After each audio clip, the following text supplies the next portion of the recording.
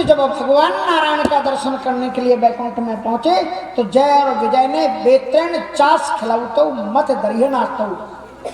बेटा इसको बंद करो, महंत जी को थोड़ा सा संभालो क्योंकि जय और विजय तो विप्र श्राप ते दौर बेतैन चास खिलाऊ तो बेपेण चास खिलाऊ तो मत दरिहन आतो। ते जो भगवत प्रतिकूल सी उन्होंने भगवान नारायण से दर्शन करने के लिए रोका, 3 मिनट रोका तो 3 बार धरती पर तुमको पैदा होना पड़ेगा, ऐसा शंकरादि सिद्धों ने श्राप दे दिया। वो ही रावण और कुंभकर्ण ने सीता जी का हरण किया। एक बार भगवान ने इस कारण से अवतार लिया और वही लोग कनक कश्यप और हाटक लोचन जगत विदित स्वरूपति मदमोचन, एक बार उनके लिए भगवान का अवतार और एक बार कश्यप अदिति महातप कीना तिनका में पूरा, इस प्रकार उनके लिए भगवान ने अवतार दिया। और इस प्रकार से एक बार जब इंद्र संतों का अपमान करने लगे, संतों ने भगवान शिव से बताया कि इंद्र अभिमान में आ गए हैं, संतों का भी अपमान करने लगे। भगवान शंकर जी संत का रूप धारण करके इंद्र के सामने पहुंचे और इंद्र ने सोचा ये साधारण साधु किसी भी रूप में होना, क्या करना अपन को अपमान करके, तिलक जो भी लगाए हो उसका सम्मान करना चाहिए। भक्तमाल में एक भक्त हुए, उनका नाम है रोहितासमल या कैसे कुछ करके कोई भक्त हुए, थोड़ा वो नाम भूला हुआ। वो वैष्णव की पूजा करते थे जो तिलक लगाए उसका, तो पड़ोस के लोगों को बड़ी हंसी आती थी, देखो जी जौनी तिलक लगा के पहुंच जाए उसी की पूजा करते, सोने गधे को तिलक लगा के भेज दिया, काम करो इसका तिलक। तो उनका तो नियम था महाराज, उस गधे को भी उन्होंने चंदन लगाया, आरती उतारी, हरी हरी घास डाली, पूजा की और उसके बाद में उसकी तिलक उतारा, सम्मान किया। भगवान शिव ने देखा कि इंद्र अभिमान में भर गया है, इतना क्रोध आया कि अग्नि प्रज्वलित हो उठी और बड़ी इंद्र की ओर भगवान नारायण आ गए कि प्रभु ये क्या होगा, अगर ये इंद्र मर गया तो ये लोक चलेगा कैसे। आप तो तीसरा नेत्र खुल गया, अग्नि कहाँ डालूं, क्या जल में डाल दो। समुद्र में उन्होंने अग्नि को डाला और समुद्र में जल के अंदर से ही उनकी अग्नि से जलंधर पैदा हुआ और वृंदा की तपस्या के कारण वही जलंधर अगले जन्म में रावण बना और उसके लिए भगवान ने अवतार लिया। एक बार महर्षि नारद जी के श्राप के कारण भगवान को नारद श्राप दीन है एक बारा, कलपुए के यही लगे अवतार, तो गिरिजा चकित भाई सुनि बानी। उनका एक बार नारद जी ने श्राप दिया भगवान को और नारद जी का नाम आते ही पार्वती जी के कान खड़े हो गए, जो तो हमारे गुरुजी हैं, हमारे गुरुजी ने भगवान को श्राप दे दिया। तो सुनो गुरु में श्रद्धा कितनी थी, उन्होंने कहा हमारे गुरुजी तो गलती कर नहीं सकते, कुछ ना कुछ भगवान ही ने गलती की होगी। तो पार्वती जी ने पूछा कि मुझे आप ये बताओ कि भगवान नारद जी तो हमारे गुरु जी हैं और वो संत हैं, उनके जीवन में तो क्रोध आता नहीं है, और आप कह रहे हैं कि उन्होंने भगवान को श्राप दे दिया, तो कारण कवन श्राप मुनि दीना, कोई ना कोई कारण तो होगा, बिना रीजन के प्रयोजनम मनुष्य मंदोपी न प्रवर्तते, बिना कारण के तो एक मूर्ख भी कदम नहीं उठाता। और नारद जी ने हमारे गुरु जी ने ऐसे थोड़ी श्राप दे दिया होगा, भगवान ने कोई गलती की होगी।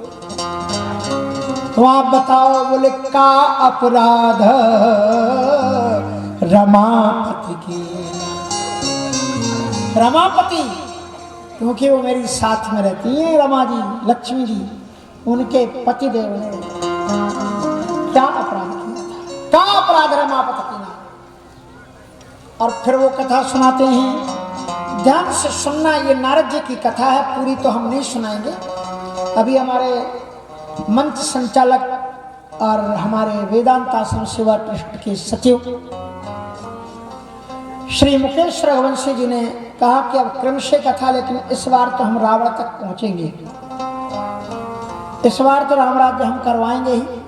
अब वो कथा क्रमशः थोड़ी सी बन नहीं पाई, क्योंकि क्या होता है ना, कभी कभी कोई चीज अगर बड़ी सहजता में मिल जाए तो सब लोग उसको सम्मान नहीं कर पाते। कुछ लोग होते हैं जो लोग बिल्कुल खड़े हो जाते हैं कि हाँ गुरु जी कोई बात नहीं, हाँ महत्व नहीं समझ पाते, बड़ी अच्छी बात नहीं।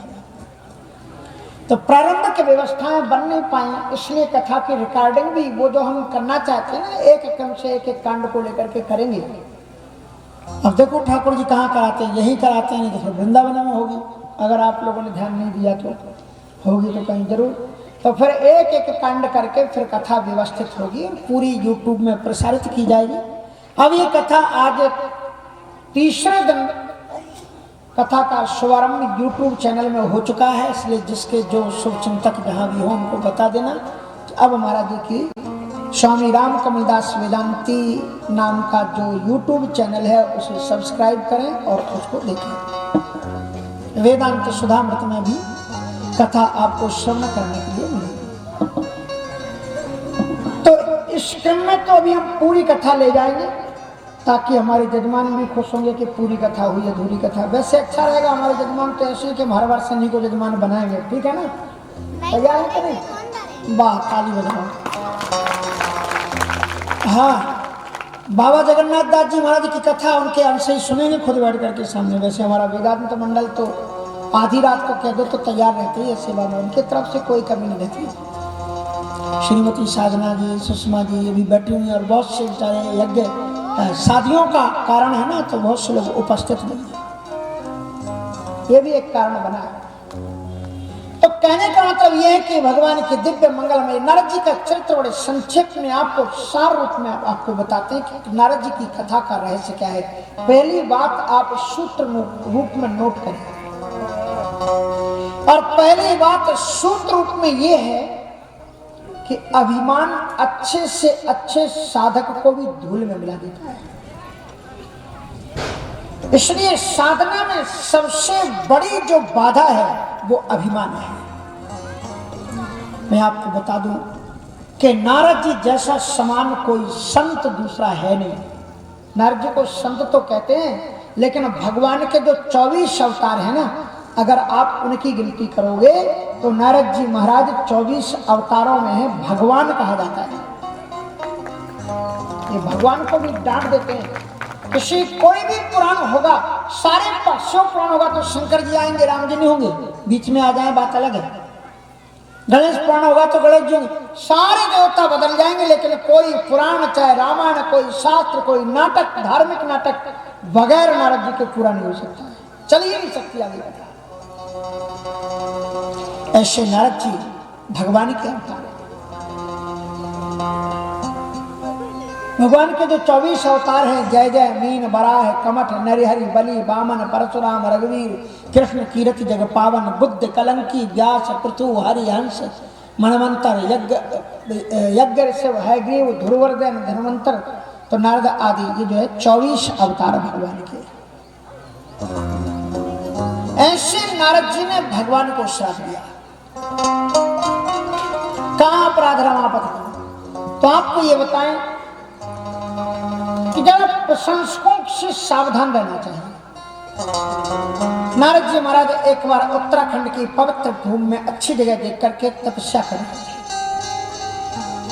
लेकिन उनकी तपस्या को देख करके इंद्र डगमगा गया। उससे लगा कि शायद ये मेरा पद चाहता है। काम को बुला करके संपूर्ण सहायकों अप्सराओं के साथ में भेज दिया ताकि बाबा की समाधि खोल। पूरी उसने ताकत लगा ली, लेकिन भगवान शंकर जी नारद जी की समाधि नहीं हिला पाया। गोस्वामी जी लिखते हैं कि सेव की चाप सके को उतासु और बड़ रखवार रमापति जासु, जिस तुम परमात्मा के भरोसे हो जाओगे तो दुनिया का कोई भी व्यक्ति तुम्हारा बाल बांका नहीं कर सकता। बाल बांका माने जानते हो ना, तुम्हें तो टेढ़ा सीधा करना दूर की बात, तुम्हारे बाल को टेढ़ा नहीं कर सकता। बाल को मैं नहीं कह रहा हूं, शेम की चाप सके को तासू, बड़ रखवार रमावती जासू। बाल न बांका कर सके जो जग बैरी कोई। नारद जी का कुछ नहीं निकला। नारद जी ने फटकार करके काम को भेजा, कहा इंद्र को जाकर के कह देना, इंद्र तेरी प्रवृत्ति उस कुत्ते की तरह है जो सूखी हड्डी लेकर के भागता है, सोचता है इसमें आनंद मिलता है। हम संत लोग तपस्या करते तो राज्य पद राज्य सिंहासन के लिए नहीं करते। संत कोई अच्छा काम करने लग जाता है तो लोगों को उसमें भी राजनीति नजर आने लग जाती कि कहीं महात्मा चुनाव लड़ने वाला तो नहीं है। और ना बात आती तो सोचने लग जाते। अपन ने बीच में सोचा कि ये कितनी पवित्र नदी यहाँ की, हा? हमारे बीच से पाराशर, महर्षि पराशर की ये तीर्थ स्थली हिन्नौदा में, जहाँ महर्षि पराशर जी रोए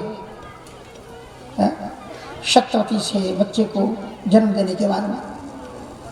उस पवित्र नदी के संगम ने सोचा बहुत बड़ी धारा नहीं है, हम लोगों को सौभाग्य से ये पवित्र नदी यहाँ से यहीं तक मिली है, चलो अपन इसको 22 किलोमीटर की यात्रा करें। लोगों ने कहना शुरू किया कि महाराज सावधान रहना, ये महाराज लगता है चुनाव लड़ने वाले हैं। और वही संयोग की बात, हम नौलखी मंदिर में बैठे थे तो हमारे सांसद भार्गव जी आ गए, उनको पता लगा महाराज जी यही हैं, वो दर्शन करने और आ गए। तो लोगों ने कहा कि अब तो यहाँ भाजपा का जमावड़ा होने लगा। अरे महात्मा ना भाजपा के होते हैं ना कांग्रेस के होते हैं, वो तो भगवान के भक्त होते हैं, उनके पास में तो जो भी आता है उसी को आशीर्वाद देते हैं। महात्मा कोई पार्टी के थोड़ी होते हैं। तुम राम मंदिर बनाने लग जाओ तो तुम्हें आशीर्वाद देंगे, अब जो राम मंदिर बनाएगा उसे आशीर्वाद तो देंगे ही है, इसमें तो कोई संदेह नहीं। इसमें भाजपा कांग्रेस की बात है। जो अयोध्या को चमकाएगा इस देश की नागरिक उसकी तकदीर को चमकाएंगे, इसमें क्या संदेह है। राम राजा सरकार की जय। राजा सरकार की। इसलिए महात्मा कोई पार्टी के नहीं होते, महात्मा कोई पार्टी के लिए नहीं होती। जो हमारे राम का, हमारा हाथ उसी के काम का, और जो हमारे राम का नहीं है हम उसके नहीं, चाहे तुम किसी भी पार्टी के नहीं। इंद्र को लगा कि शायद नारद जी इंद्रासन चाहते, उनकी समाधि को मिला, पर शेर की चाप सके को तासू, नारद जी महाराज का भी बाल बांका नहीं कर सकता। काम ने नारद जी की स्तुति करते हुए कहा कि महाराज आप तो इतने महान सत्पुरुष हैं कि इस काम ने किस किस को धूल नहीं चटा दी। विष्णु जी नहीं बचे, आप तो शंकर जी से भी आगे निकल गए। शंकर जी भी समाधि में बैठे हुए थे। शंकर जी ने काम को तो जीत लिया लेकिन वो क्रोध को नहीं जीत पाए और क्रोध में आकर के काम को जला करके खाक कर दिया था। बाबा आपकी साधना तो शिव से आगे निकल चुकी है, आपने तो काम को भी जीत लिया और क्रोध को भी जीत लिया। आप भी चाहते तो क्रोध में आकर के मुझे श्राप दे सकते थे, लेकिन आपने श्राप नहीं दिया। नारद जी प्रशंसा सुनकर के लट्टू हो गए। आहा, मैं तो शंकर जी से आगे निकल गया। ये बात मैं शंकर जी को तो बताऊं। शंकर जी के पास में जाकर के विस्तार से उन्होंने कथा सुनाई कि महाराज मैंने आपसे एक कदम आगे काम किया। क्या किया आपने कदम? काम को तो आपने भी जीत लिया था लेकिन आप क्रोध को नहीं जीत पाए थे, मैंने क्रोध को भी जीता।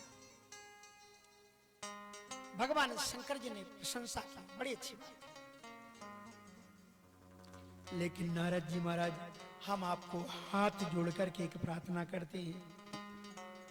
क्या प्रार्थना की शंकर जी ने? नारद जी से हाथ जोड़ के प्रार्थना की कि बारे बारे बिने वाह मुनि तो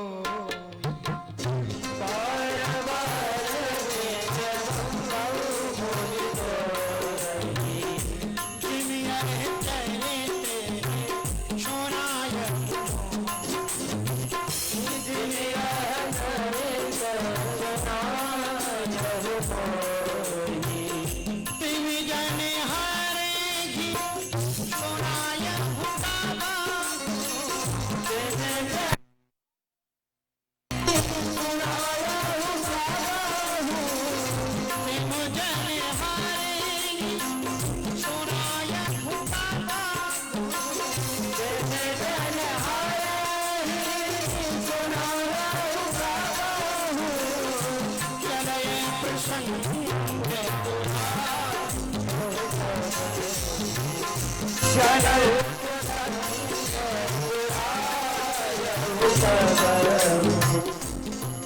शंकर जी ने बड़ी विनम्रता पूर्वक हाथ जोड़ करके कहा, जिमी ये कथा आप सुनाना चाहो तो सुना देना, लेकिन जिस भाषा शैली से आप मुझे सुना रहे हो इस भाषा शैली से भगवान को मत सुन। कथा तो सुना देना, भाषा शैली आप समझ गए ना, जो आपको मैंने ऐसा किया, मैंने, मेरे अलावा कोई कर नहीं सकता।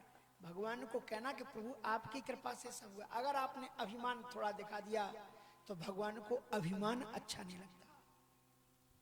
मेरे गोविंद को गुमान गोपाल ही भावत नहीं। एक जगह पर एक भिक्षुक भीख मांग रहा था, बादशाह ने उसको भीख मांगते हुए देख लिया। उसने कहा, ये लोग ईश्वर के नाम पर मांगा करते, जरा पता लगाएं ईश्वर का नॉलेज कितना है। तो उस भिखारी से कहा कि कल 12 बजे मेरी कोर्ट में उपस्थित हो जाना, राज दरबार में। And I will ask only 3 questions about the God. If you will give a right answer, I will give half wisdom to you. मैं तुमसे केवल 3 प्रश्न पूछूंगा ईश्वर के संबंध में। अगर तुमने सही सही उत्तर दे दिया तो आधे राज्य का मालिक बना देंगे हम तुम्हें, और यदि तुम प्रश्नों का उत्तर ना दे सके तो देश की सीमाओं से बाहर कर देंगे।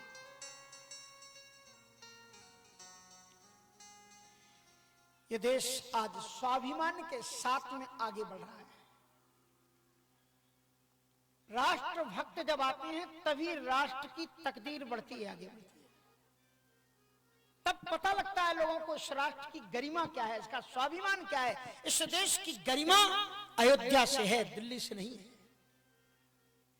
एक बात मैं बता दूं कि दुनिया भर की हजारों देशों से जो लोग आते हैं, तीर्थराज प्रयाग के लिए आते हैं, अयोध्या के लिए आते हैं, और हरिद्वार के लिए आते हैं, वृंदावन के लिए आते हैं, कोई दिल्ली घूमने नहीं आते। इसलिए दिल्ली में बैठने वाले लोगों को समझना चाहिए कि ये दुनिया के कोने कोने में बैठे हुए लोग जो यहाँ आते हैं, हम कम से कम उन जगहों को तो सजा के रखें। आज लोगों को समझ में आया है तो लोग सजाने की चेष्टा कर रहे हैं कि अयोध्या को सजाओ, वृंदावन को सजाओ, बाहर के लोगों के सामने एक अच्छी छवि भारत की जाए। तो महाराज उन्होंने उस भिक्षुक को अपने पास बुलाया।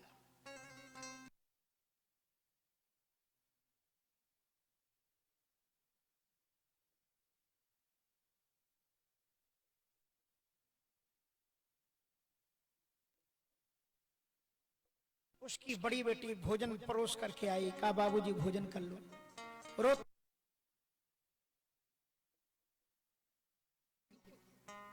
कहा, बेटा आज राजा ने कल कोर्ट में बुलाया है, वो मुझसे 3 प्रश्न पूछेगा, और मैं इतना पढ़ा लिखा होता तो भीख क्यों मांगता। साफ कह दिया, अगर मैं प्रश्नों का उत्तर ना दे पाया तो देश के बाहर, अपने देश में तो भीख भी मिल जाती है, बाहर तो वो भी नहीं मिलेगी, क्या करें। बेटी अपने घर में गोपाल जी रखती थी, उनका पूजन करती थी। तो बेटे ने प्रणाम करके कहा, मुझे अपने राघव का पूरा भरोसा है बाबूजी, आप प्रेम से भोजन करो, कुछ नहीं हो सकता है तुम्हारा। कल जब राजा के दरबार में जाना तो मेरे छोटे भाई को ले जाना, अपने छोटे बेटे को ले जाना, और राजा जब तुमसे पूछे कि मेरे प्रश्न का उत्तर दो, स्वाभिमान के साथ में कहना कि तुम्हारे जैसे मिट्टी के लोथड़े के प्रश्नों का उत्तर देने के लिए मेरा छोटा बेटा ही काबिल है। राजा उस भिक्षुक ने कहा कि बेटी अगर मैं ऐसा बोला तब तो फिर सजाए मौत मिलेगी। कहा, पर मुझे भरोसा है बाबूजी, आप निश्चिंता से जाना। पिता को सुला दिया। दूसरे दिन अपने भाई को तैयार किया, पिता को तैयार किया, कहा जाओ आप गोविंद का नाम लेकर। वो भिक्षुक अपने बेटे को लेकर के पहुंच गया। बड़ी खचाखच भीड़ भरी हुई थी। ऐसे तो अगर लोगों को बुलाओ ना कथा के लिए तो कहेंगे महाराज हमें पता ही नहीं चला कथा कब हो गई। और अगर आप कहीं बॉम्बे से उन लड़कियों को बुला दो जिनके पास में कपड़े नहीं होते पहनने के लिए, हीरोइनों को, तो जगह नहीं मिलेगी महाराज, इतनी भीड़ होगी। भगवान की कथा में भगवान उतरते हैं, उनके लिए नहीं है फुर्सत। इसलिए महाराज खूब खचाखच भीड़ भरी हुई थी। राजा आया, भिक्षुक को देख करके पूछा, तैयार हो गया। अब भीड़ देख करके बुढ़े को भी तैस आ गया का तेरे जैसे मिट्टी के लोथड़े का प्रश्नों का उत्तर देने के लिए मेरा छोटा बेटा ही काबिल है। राजा की आंख लाल हो गई। बच्चे से कहा, खड़े हो जाओ। Can you give my answer? Well yes I will try. उत्तर दे सकते हो? प्रयत्न करो। बच्चा उठ करके खड़ा हुआ, कहा मेरा पहला प्रश्न है, बताओ ईश्वर कहां रहता है? कहा जहां से सूर्य उदित होता है और जहां तक उसकी रश्मियां जाती हैं, गॉड इज ओमनी प्रेजेंट, परमात्मा सर्वत्र व्याप्त है। ऐसी कोई जगह नहीं है जहां ईश्वर नहीं है। बुद्धिमान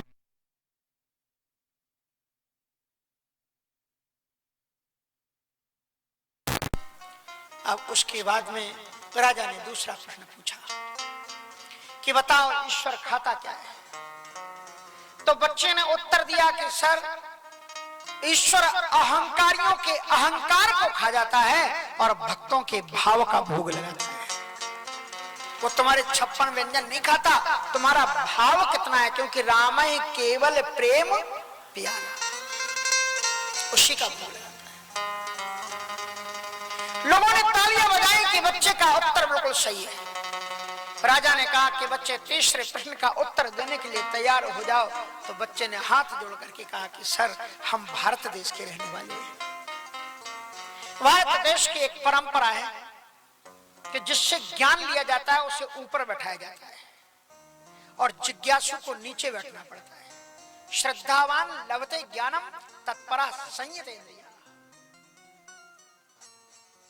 जब से ये गुरु और शिष्य आमने सामने दोनों कुर्सी पर बैठने लग गए ना, तभी से शिक्षा का ह्रास हुआ है।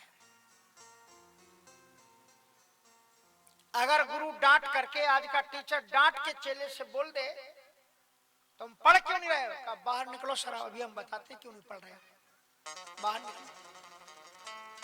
ये सभ्यता संस्कृत का विकास हुआ है। श्रद्धावान लभते ज्ञानम, जिसको ज्ञान लेना होता है उसे नीचे बैठना पड़ता है। इसके लिए आप नीचे उठो। लोगों ने कहा कि बच्चा बिल्कुल सही कह रहा है। अब महाराज राजा नीचे उतरा और वो जो भिखारी का लड़का था, फटे चीथड़े जिसके कपड़े थे, पांव में बिवाइयां जिसकी फटी हुई थी, वो सिंहासन पर बैठा। राजा ने गुस्से में आकर के पूछा कि तीसरा प्रश्न का उत्तर दो। बोले आज सर करो। तो कहा कि बताओ ईश्वर क्या करता है? तो बच्चा ठहाका मार करके हंसा। राजन, तुम बड़े बेवकूफ हो, तुम्हें अभी तक पता नहीं चला ईश्वर क्या करता है? ईश्वर यही करता है कि हमारे जैसे भिखमंगों को ताज पहना देता है और तुम्हारे जैसे बादशाहों को जमीन में उतार देता है। ईश्वर यही करता है। मस्कही करें बिरंच एव अजहि मशकते हीन, अस विचार तज संशय, राम ही भजहि। मेरे गोविंद को, सूरदास जी लिखते हैं, मेरे गोविंद को सब कुछ अच्छा लगता है, लेकिन गुमान गोपाल ही भावत नहीं। मेरे गोविंद को किसी का गुमान अच्छा नहीं लगता, अभिमान किसी का अच्छा नहीं लगता। अभिमान जीवन में मत। क्षीर सिंधु गवे ने मुनिना, क्षीर सिंधु गवे मुनिना,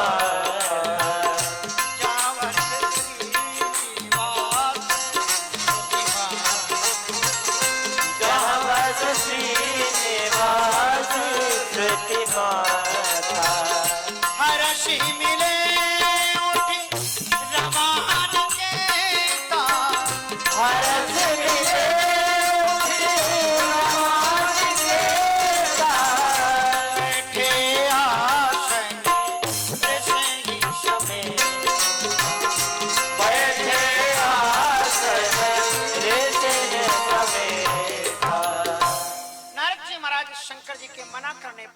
समुद्र में, क्षीर सागर में जा पहुंचे।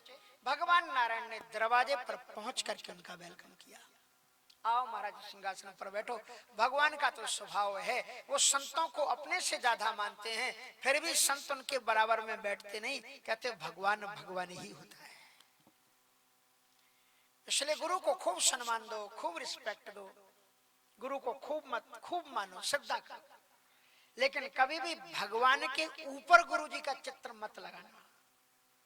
मैं चूंकि मैं गुरु हूं, ज्यादातर से मेरे ही है यहाँ पर, इसलिए मैं कहता हूँ हाँ, भगवान के पास में जरूर रखना चाहिए। अगर जहां भगवान जी की, ठाकुर जी की पूजा रखी है, गुरु जी को भी रखो नहीं चाहिए। गुरु जी का चित्र जरूर होना चाहिए। एक तरफ हनुमान जी को, एक तरफ गुरु जी को, ऊपर में बीच में राम जी को, एक तरफ भगवान शिव पार्वती, एक तरफ में राधा कृष्ण जी। कोई देवताओं में भेद नहीं है। इसलिए भगवान के बराबर, वैसे तो गुरुर् ब्रह्मा गुरुर् विष्णु गुरुदेव महेश्वरा गुरु साक्षात परब्रह्म, लेकिन गुरु को भी वहां आना है। तो गुरु अगर देखेगा, अगर अपने भगवान के ऊपर चित्र, एक बार अमेरिका की बात है, कैलिफोर्निया की, एक कोई बहुत बड़े अंतरराष्ट्रीय स्तर के विद्वान, बड़ा नाम है दुनिया में, नंबर 1 में है कथाकारों में, राम कथा में। उनकी बेटी वहां ब्याही हुई थी। उस बेटी को पता लगा कि आए हुए हैं, मैं भी था, और एक हमारे अनंताचार्य जी भी थे वृंदावन के, वो भी अमेरिका में हमसे भी पहले से जाते हैं। दोनों को एक साथ बुलाया गया।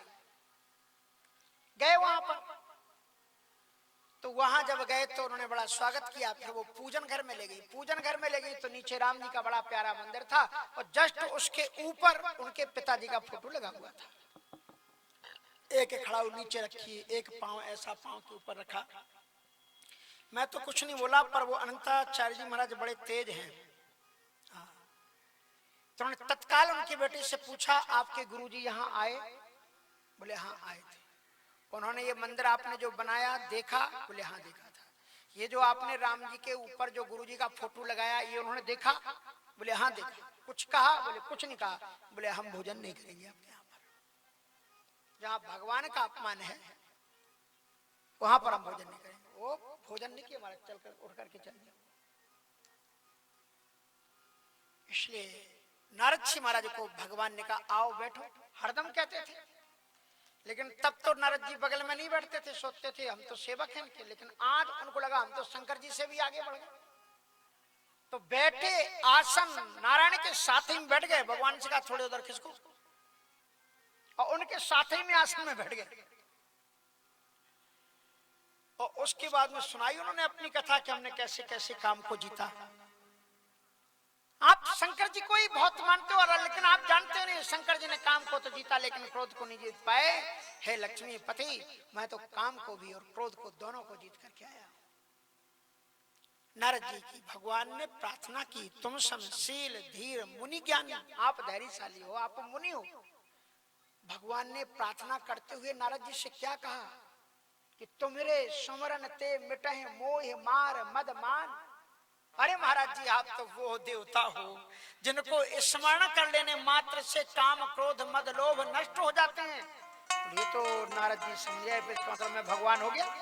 इसी के लिए तो भगवान की प्रार्थना करते हैं, प्रभु काम क्रोध से मिटा दो। और ये कहना है मुझे, ये इनके अंदर में काम क्रोध मद लोभ होते हैं, मुझे स्मरण करें और मिट जाए, फिर क्या पूछना है, स्थिति होगी। किसी ने कहा यार भगवान भी बड़े उल्टे काम करते हैं। बोले क्या उल्टा काम किया? बोले नारद जी की प्रशंसा क्यों की?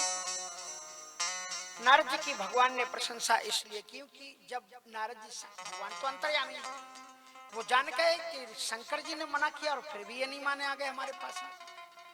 अभिमान पराकाष्ठा का है। तो भगवान की एक प्रतिज्ञा है कि न मे भक्ता प्रणश्यति।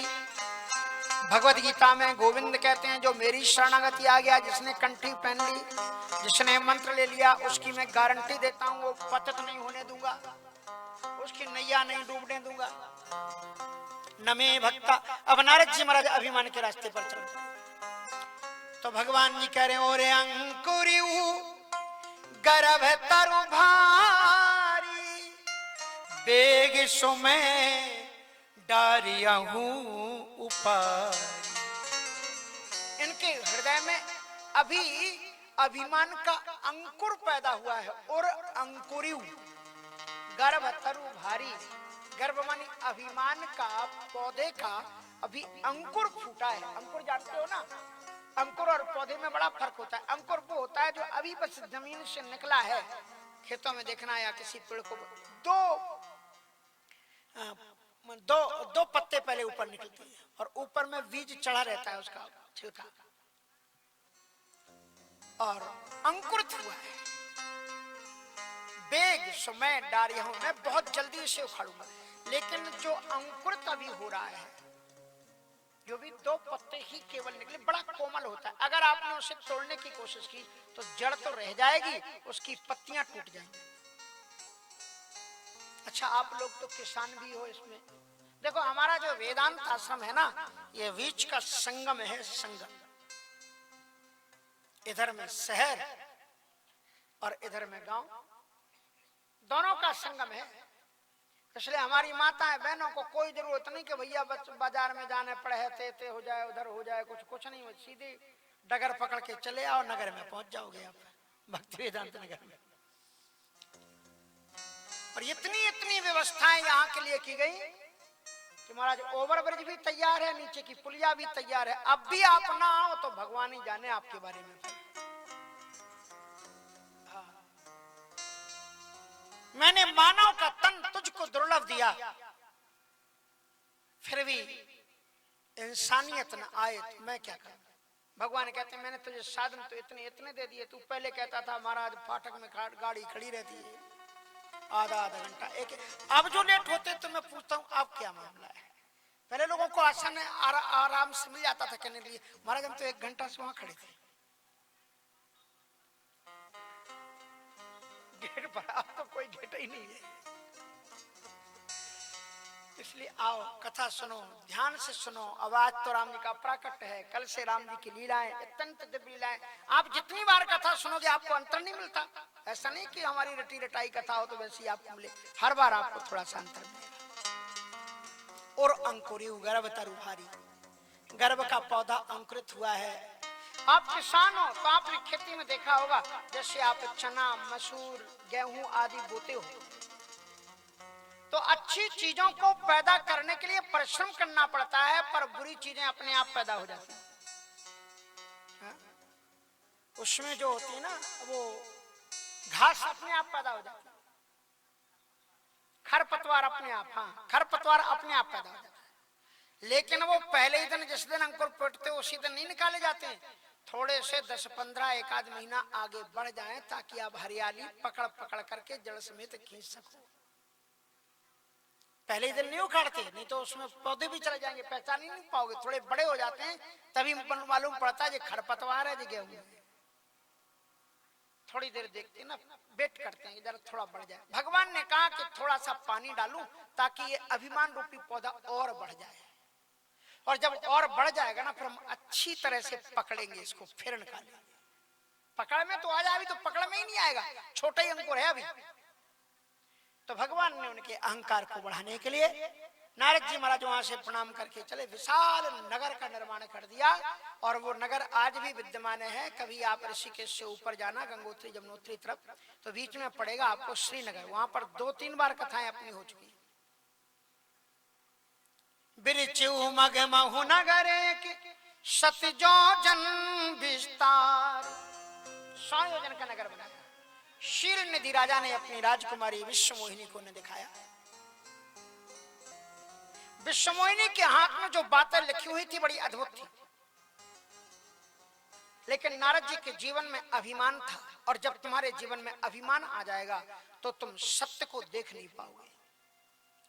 जो हनुमान जी महाराज ने पहली बार में राम को पहचान लिया, वही हनुमान जी अभिमान में भर करके जब चले तो संजीवनी बूटी को नहीं पहचान पाए। सीतान्वेषण के समय सारे बंदरों को प्यास लगी, लेकिन हनुमान जी को प्यास नहीं लगी। और जब लक्ष्मण जी के लिए संजीवनी लेने के लिए जा रहे थे तो अभिमान में भर करके चले तो प्यास लग गई। तुम्हारे जीवन में बाधाएं तभी तक हैं जब तुम निष्काम भाव, जब तक तुम निष्काम भाव से।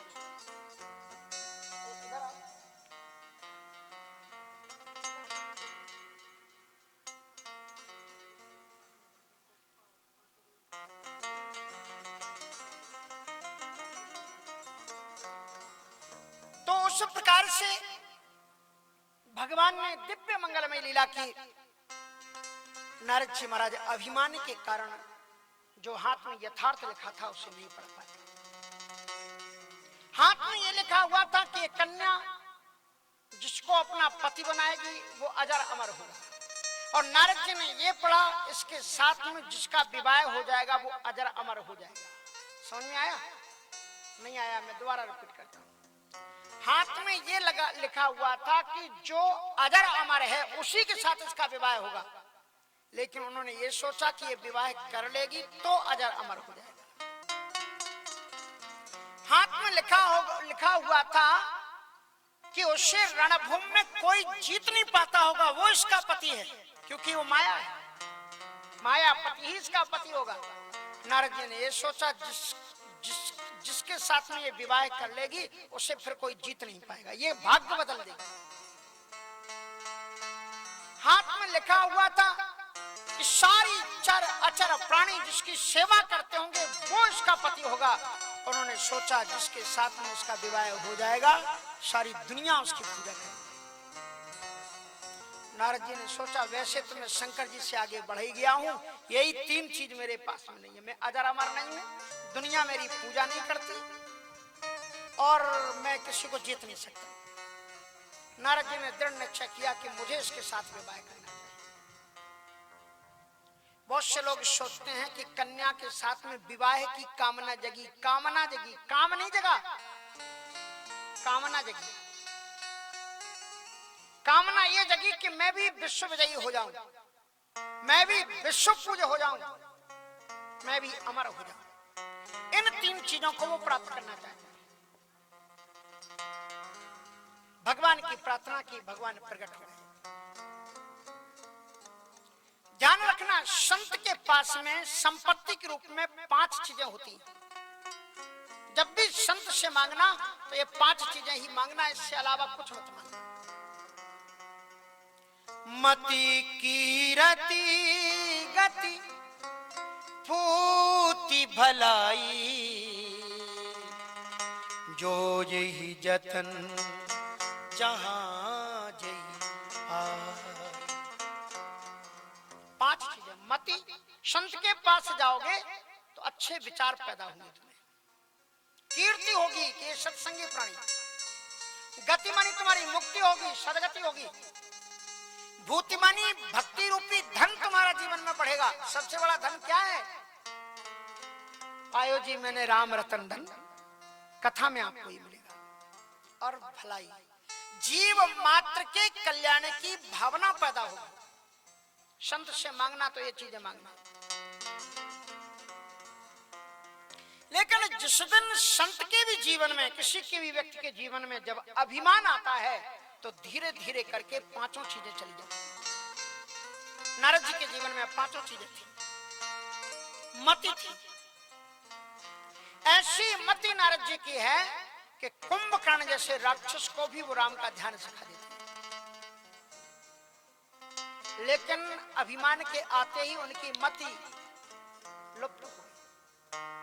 मुनि मति नाठी, मणि गिर गई छूट जन गाठी, मणि चली गई।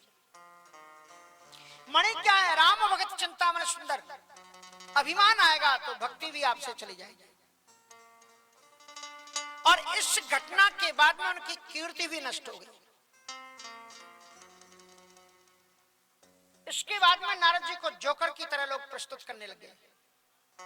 अगर सुबह सुबह आपको कोई मिले और आप कहो जय हो नारद जी, प्रणाम आपको, तो आदमी 10 बार कहेगा यार तुमने मुझे नारद क्यों कहा, मैंने किसका झगड़ा लगा दिया, मैंने किससे क्या कर दिया। नारद जी की कीर्ति चली गई। मति कीरति गति। जो नारद जी एक क्षण में वैकुंठ पहुंचते हैं और एक क्षण में जहां चाहे तहां चले जाते हैं, लेकिन उन्होंने सोचा यदि मैं भगवान नारायण के पास जाऊं तो देर हो जाएगी, इतनी देर में कोई कन्या का विवाह करके ना निकल जाए। हुई है जात गहरो अति भाई, जाने में देर हो जाएगी और पुण्य न बने। बस यही मौका है अजर अमर होने का, फिर यह मौका मिलेगा नहीं, हाथ से निकल जाएगा। उनकी गति नष्ट हो गई। मति कीरति गति भूति, राम नाम की संपदा चली गई। जो नारद जी सदैव राम राम कहा करते थे, नारायण नारायण कहा करते थे, राम की कथा सुनाया करते थे, अब नारद जी जहां जाते हैं नारद काम चरित सब भागे। अब जहां जाते हैं काम के आगमन की कथा सुनाना शुरू। अरे काम जब आया, वसंत ऋतु पैदा हो गई, ऐसी ऐसी अप्सराएं आई, ऐसा ऐसा गजब का, ये वो कौन सा राग गा रहे थे, कैसे नृत्य, अब आपको क्या बताएं, आप देखते तो पता लगता। नारद जी जो रामचरित गाया करते थे वो कामचरित गाया। मति कीरति गति भूति और भलाई भी चली गई। जिस नारद ने अच्छे अच्छे राक्षसों को भगवान से जोड़ दिया, उस नारद ने क्रोध में आकर के दो भगवान के दूतों को राक्षस बना दिया। मति कीरति गति भूति भलाई। अभिमान जीवन के लिए बहुत बड़ी बाधा है। और ऐसे महर्षि नारद जी महाराज भगवान का ध्यान करते हैं कि मुझे आपका रूप मिल जाए। भगवान सामने प्रकट हो गए। कहा बोलो क्या चाहते हैं? तापन रूपे देहु प्रभु मोई, आपन रूप देहु प्रभु मोई, आने भांति नहीं पावोई, आपन रूप देहु प्रभु मोई, आने भांति नहीं पावोई,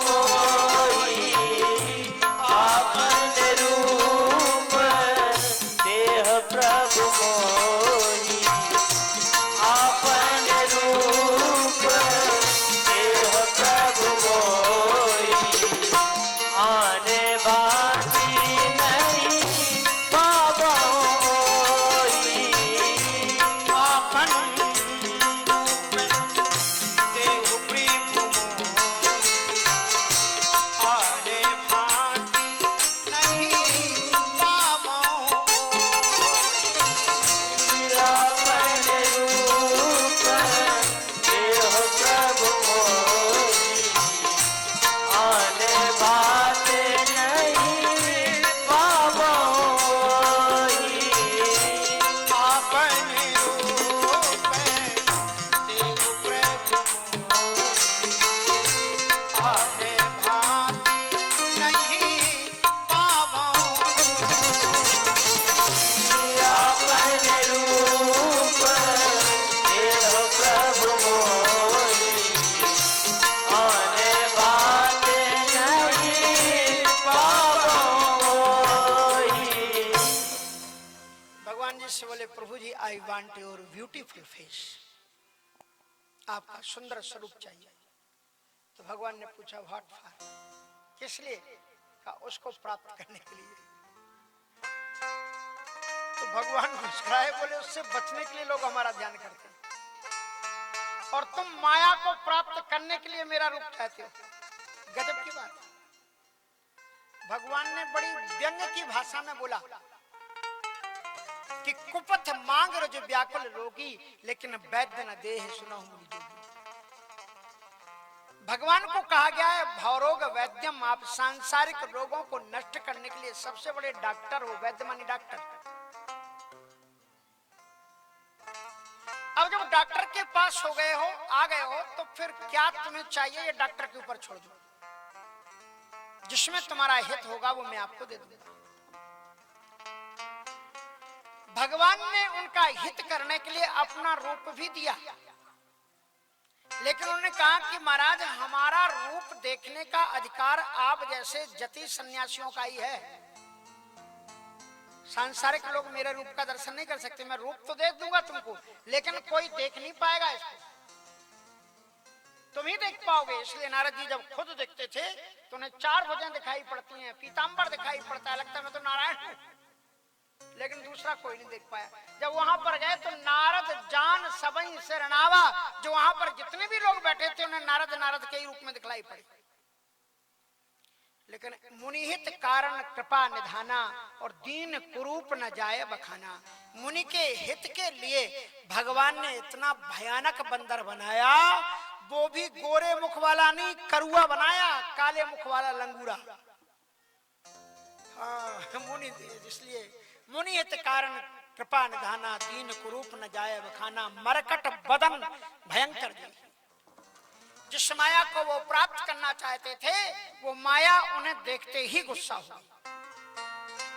और ये बड़ी अच्छी बात रामचरितमानस में सूत्र रूप में प्राप्त होती है कि माया से बचना बड़ा मुश्किल होता है, लेकिन माया से बचने का एक आसान तरीका है कि तुम संत की लाइन में बैठ जाओ। संत की लाइन में अगर तुम बैठ जाओगे तो माया संत को तो छोड़ेगी ही, संत की लाइन में जितने लोग बैठे होंगे उनको भी माया छोड़ देती है। इसलिए जही ऋषि बैठे नारद फूली, और सो दिशि ही ना बिलों की भूली। शंकर जी के गण वहां पर बैठे हुए थे, नारद जी की बड़ी प्रशंसा कर रहे थे। वाह वाह वाह, नीक दिन हरि सुंदर, क्या गजब की आपकी नाक है।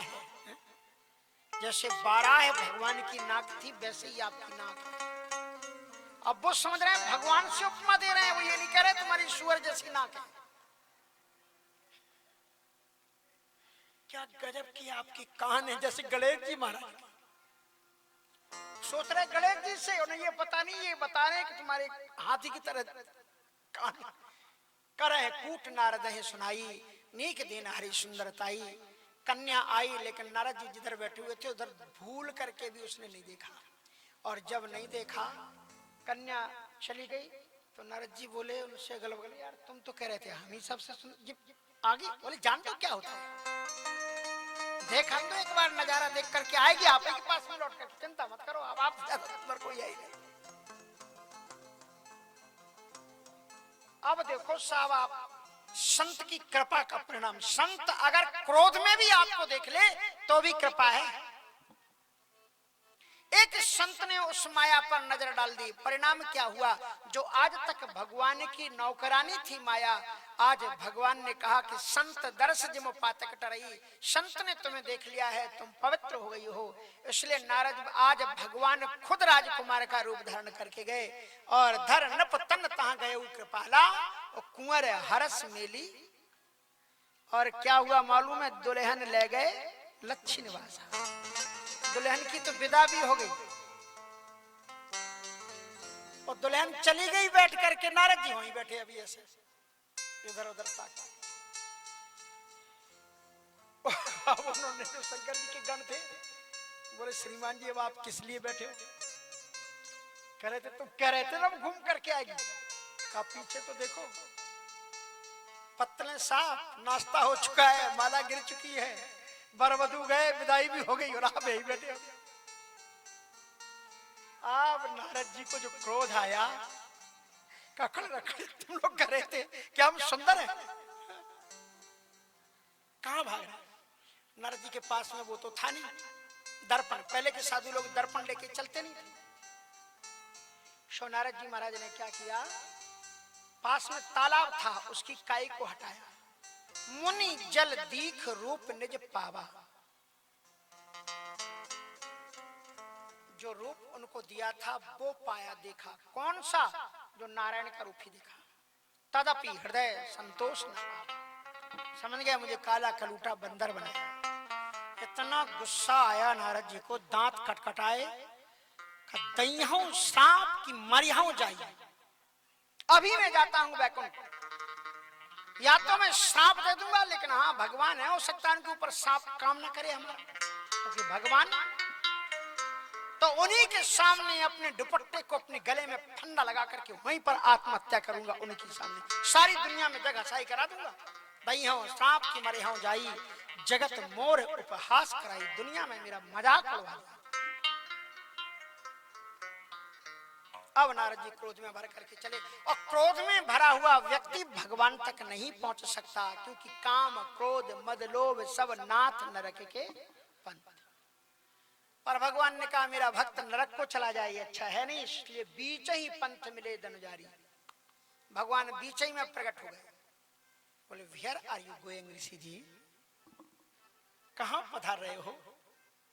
और मेरे मालिक अकेले आ जाते वो भी नहीं, संग रमा और सोई राजकुमारी, जिसको नारद जी, सोई मानी सोई, वो जिसको नारद जी चाहते थे, वो बगल में खड़ी है। और वो जो जयमाल लेके आई थी ना, वो नारद जी डाले, वो भगवान जी डाले अपने गले में, और उसके गले में माला डाली। कहाँ जा रहे हैं महाराज? अभी बताते हैं, खड़े रहो, अभी हम बताते हैं हम कहाँ जा रहे हैं। परम स्वतंत्र न सिर पर, आप सर्वतंत्र स्वतंत्र हो, तुम्हारे ऊपर किसी की चलती नहीं, तुम भगवान मान रखे हो अपने। इसलिए भले बवन अब बायन दीना, बायना जानते हो, पुराने जमाने में बायना दिया जाता था, घर के लिए न्योता जाता था। पाओगे फल आप न कीना, आज तुम्हें फल मैं दूंगा, सावधान, मैं तुम्हें अब श्राप दूंगा।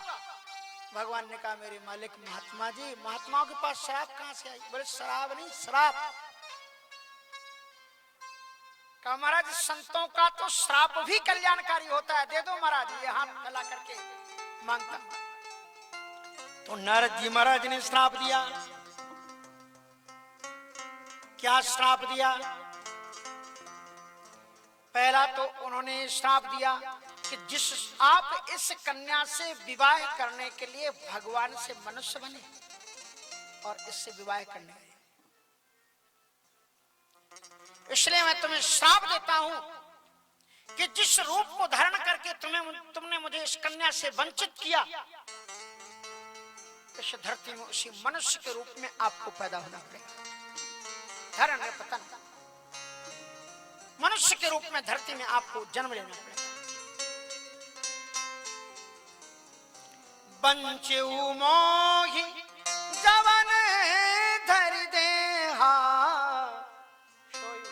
धरहु श्राप मम एहा।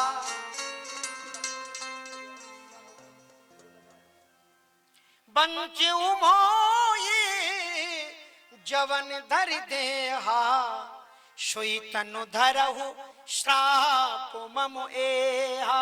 जिस श्राप को धारण करके तुमने इस कन्या से मुझे वंचित किया, मैं तुम्हें श्राप देता हूं कि आप उसी मनुष्य के रूप में धरती में पैदा हो जाओ। भगवान ने कहा धन्य महाराज, कृपा तो आप जैसे संत ही करते हैं। बोले कृपा नहीं, ये मेरा क्रोध है। कहा महाराज ये तो सबसे बड़ी कृपा है आपकी, कितना गजब का आपने वरदान दिया, ये श्राप थोड़ी वरदान है। बोले क्या? बोले बड़े भाग्य मानुष तनु पावा। देवताओं के लिए सब कुछ सुलभ है, लेकिन शौर्य दुर्लभ सद ग्रंथन गावा। देवताओं के लिए भी ये मनुष्य तन दुर्लभ है, इसलिए बड़ी कृपा की। नारद जी ने कहा हाँ यार, धोखे से इनको वरदान दे दिया। तो सुनो आप सावधान, अब हम तुम्हें श्राप देंगे। दूसरा श्राप देते हैं। क्या श्राप दिया? कि मम पुकार कीने तुम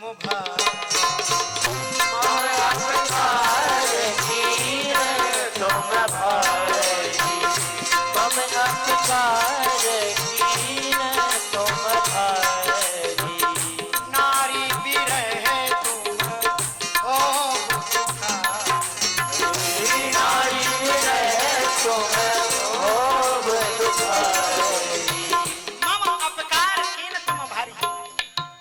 तुमने मेरा बड़ा अपकार करवाया दुनिया में, इसलिए हम तुम्हें श्राप देते हैं कि नारी विरह तुम हो दुखारी। स्त्री के वियोग में तुम दुखी हो। भगवान खुश हो गए, बोले अब तुम्हें ये श्राप नहीं मिला, ये तुम्हारा बड़ा अच्छा आपने वरदान दिया। बोले ये वरदान कैसे हो गया? कि हम तो जे के सोच रहे थे कि आप जे कहने वाले हो, जैसे हम बिना विवाह के रह गए ऐसे तुम भी रहोगे। आपने तो कह दिया नारी विरह तुम्हें हो दुखारी। पत्नी के वियोग में मैं दुखी हूं तो बाबा मेरी शादी तो होगी ना।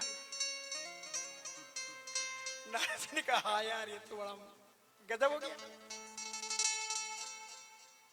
तो कहते हैं आपने कहा कि पत्नी के वियोग में रोऊं, इसका मतलब पत्नी अच्छे स्वभाव की वाली होगी तभी तो रोएंगे, नहीं तो हमारे बनारसी कवि ने लिखा है मरे कर्कसा नारी खसम वह मरे निखट्टू, मरे बैल गरियाओ मरे वह अड़ियल टट्टू। ऐसी स्त्री जो बड़ी कर्कशा स्वभाव की हो। हाँ, बड़े अलग अलग स्वरूप होते, सुबह चंद्रमुखी, दोपहर में सूर्यमुखी, रात्रि में कालमुखी।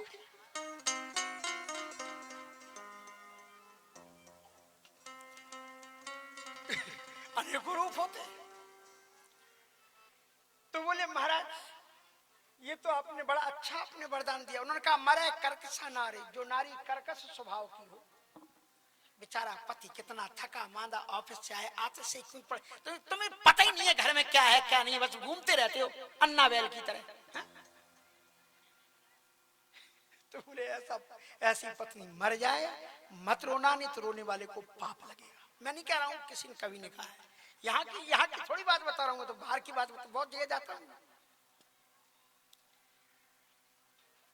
एक श्रीमती जी का नियम था कि पतिदेव जो कुछ, इतनी पतिव्रता थी कि पतिदेव जो कुछ कहें कभी नहीं मानना। अगर पति ने कह दिया कल हमको दूर जाना है, सुबह उठ करके चाय बना लेना, कहा सुनो मैं तो रात भर काम करूंगी, तुम्हें बनाना हो चाहे तो पी लेना और मेरे पास भी रख जाना, मैं कुछ नहीं करूंगा। नियम था कि पतिदेव जो कह दें उसके उल्टे ही चलना। पतिदेव ने न्यूज पेपर में देखा कि आज गंगा जी में बाढ़ आई है, भूल गए उनके स्वभाव को, कहा कि गंगा जी में बाढ़ आई है, आज स्नान करने मत जाना, और सुनो अगर जाओ तो ज्यादा गहरे में मत जाना। लेकिन उनका तो पतिव्रता थी, मानने वाली वो थी नहीं। तो उनका मैं कहां रोज गंगा जी जाती थी, आज मना कि आज तो मैं जरूर जाऊंगी। सो गई वो, नहीं माने। फिर उन्हें पता आया, पतिदेव ने कहा था अंदर मत घुसना, सो अंदर भी घुसे। गंगा जी ने सोचा इतनी पतिव्रता नारी कहां मिलेगी, ले चलो इन्हें अपने साथ। सो गंगा जी ले गई उन्हें बाग के। अब श्रीमान जी को किसी ने फोन किया कि आपकी श्रीमती जी तो बह गई।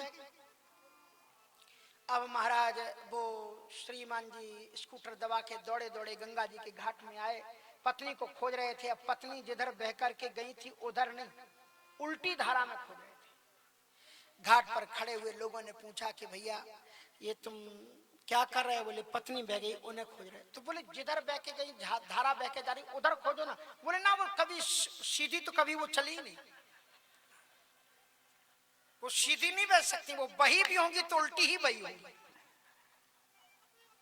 तो बड़े गजब के लोग होते हैं।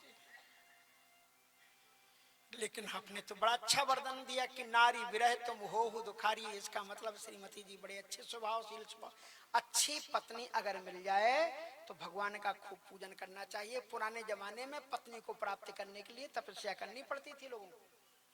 हाँ, सरस्वत्याम तपस्ते पे सहस्त्राणाम समादस, श्रीमद् भागवत में लिखा है कर्दम ऋषि ने 10,000 वर्ष की तपस्या करके सुशीला देवहूति को प्राप्त किया था। आप लोगों को शैतमैत में मिल जाती है। हाँ, और मांगती और उल्टा। अपने घर में मोटरसाइकिल नहीं और कन्या वालों से हमें तो कार चाहिए, तो कह देना चाहिए पहले तुम मोटरसाइकिल तो ले आओ अपनी। गजब गजब की बात करते हैं। तो इसलिए कहने का मतलब ये है कि मरे करके सा नारी कसम, मतलब इसका मतलब ये हुआ कि नारी अच्छे स्वभाव की होगी। अच्छी पत्नी को प्राप्त करने के लिए हमारे पंडित लोग वो दुर्गा सप्तशती का पाठ कराते तो क्या संपुट लगाते हैं? पत्नी मनोरमाम देही मनोवृत्तानुसारिणी तारणीम कुल संसार। ऐसी पत्नी तपस्या। तो महाराज कहते हैं इसका मतलब महाराज पत्नी अच्छी मिलेगी, यही मतलब हुआ ना। इसका मतलब पत्नी अच्छी मिलेगी। नारी विरह तुम हो दुखारी। नर जिनका हाँ यार ये भी धोखा हो गया, ये भी वरदान हो गया। इन्हें तो यही श्राप देना चाहिए था कि तुम्हारी शादी नहीं होगी। लेकिन अब उन्होंने कहा सुनो अब तीसरा श्राप देते हैं। कहा दे ही दो महाराज, बड़ी कृपा हो रही है आज, आप बड़े खुश हो हमारे ऊपर। अब तीसरा और वरदान मिलने वाला है। कोई और लौट के आ जाना। तो उन्होंने फिर श्राप दिया, तीसरा श्राप। और तीसरा श्राप देते हुए उन्होंने ये कहा कि मम अपकारे किन्हीं तुम भारी, मम अपकारे किन्हीं तुम भारी, नारी विरह तुम हो दुखारी, मम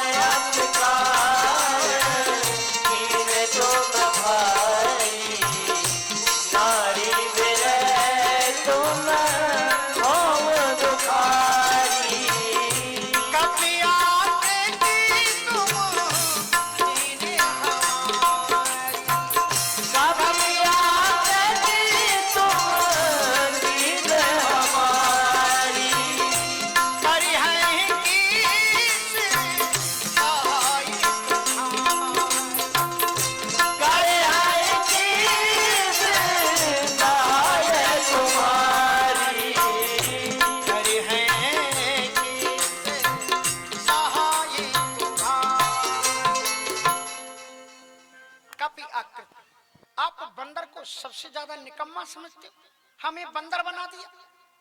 हम आपको श्राप देते हैं, जब आप आपत्ति के समय पर पड़ोगे तो केवल ये बंदर ही तुम्हारे काम आएंगे, इंसान कोई काम नहीं आएगा। आपने बंदर को ऐसा समझ लिया। भगवान मुस्कुराए, ये तो महाराज सबसे एक से बढ़कर के एक वरदान, ये तो सबसे अच्छा वरदान। बोले ये कैसे वरदान हो गया?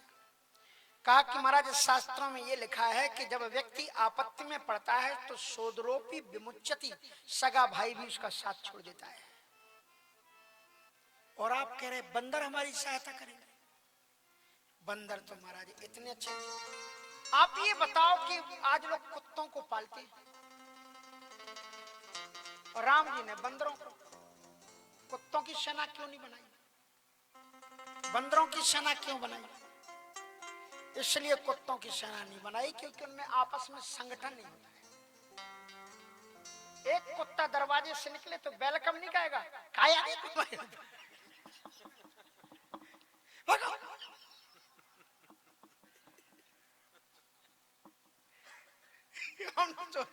ये भारतीय के कुत्ता करते हो।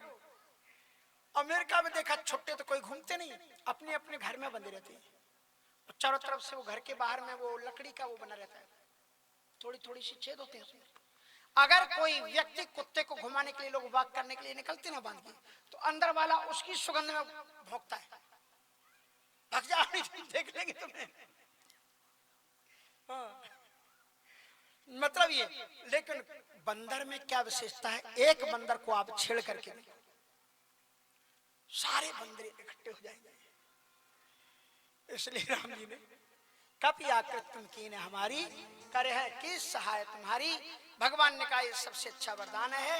इंसान तो बड़ा स्वार्थी है, इसको अगर सहायता के लिए बुलाओ तो ये कहेगा वेतन कितना मिलेगा, रहने का घर मिलेगा कि नहीं मिलेगा, भत्ता कितना हो। वेतन भी चाहिए, भत्ता भी चाहिए, मकान भी चाहिए। लेकिन ये जो आपने सेना दी है, और उसको ट्रेनिंग अलग दिलवानी पड़ती है, छाती अलग नापनी पड़ती है, कई चीज करनी पड़ती है। ये जो आपने सेना दी है ये बड़े गजब की सेना है। ना इनकी छाती चौड़ी नापनी पड़ेगी, ना इन्हें कोई ट्रेनिंग देनी पड़ेगी, ना घर की जरूरत, ना मकान की जरूरत। दूसरी तो बात छोड़ो, इन्हें ड्रेस की भी जरूरत नहीं है। ऐसी गजब की आपने सेना दी है।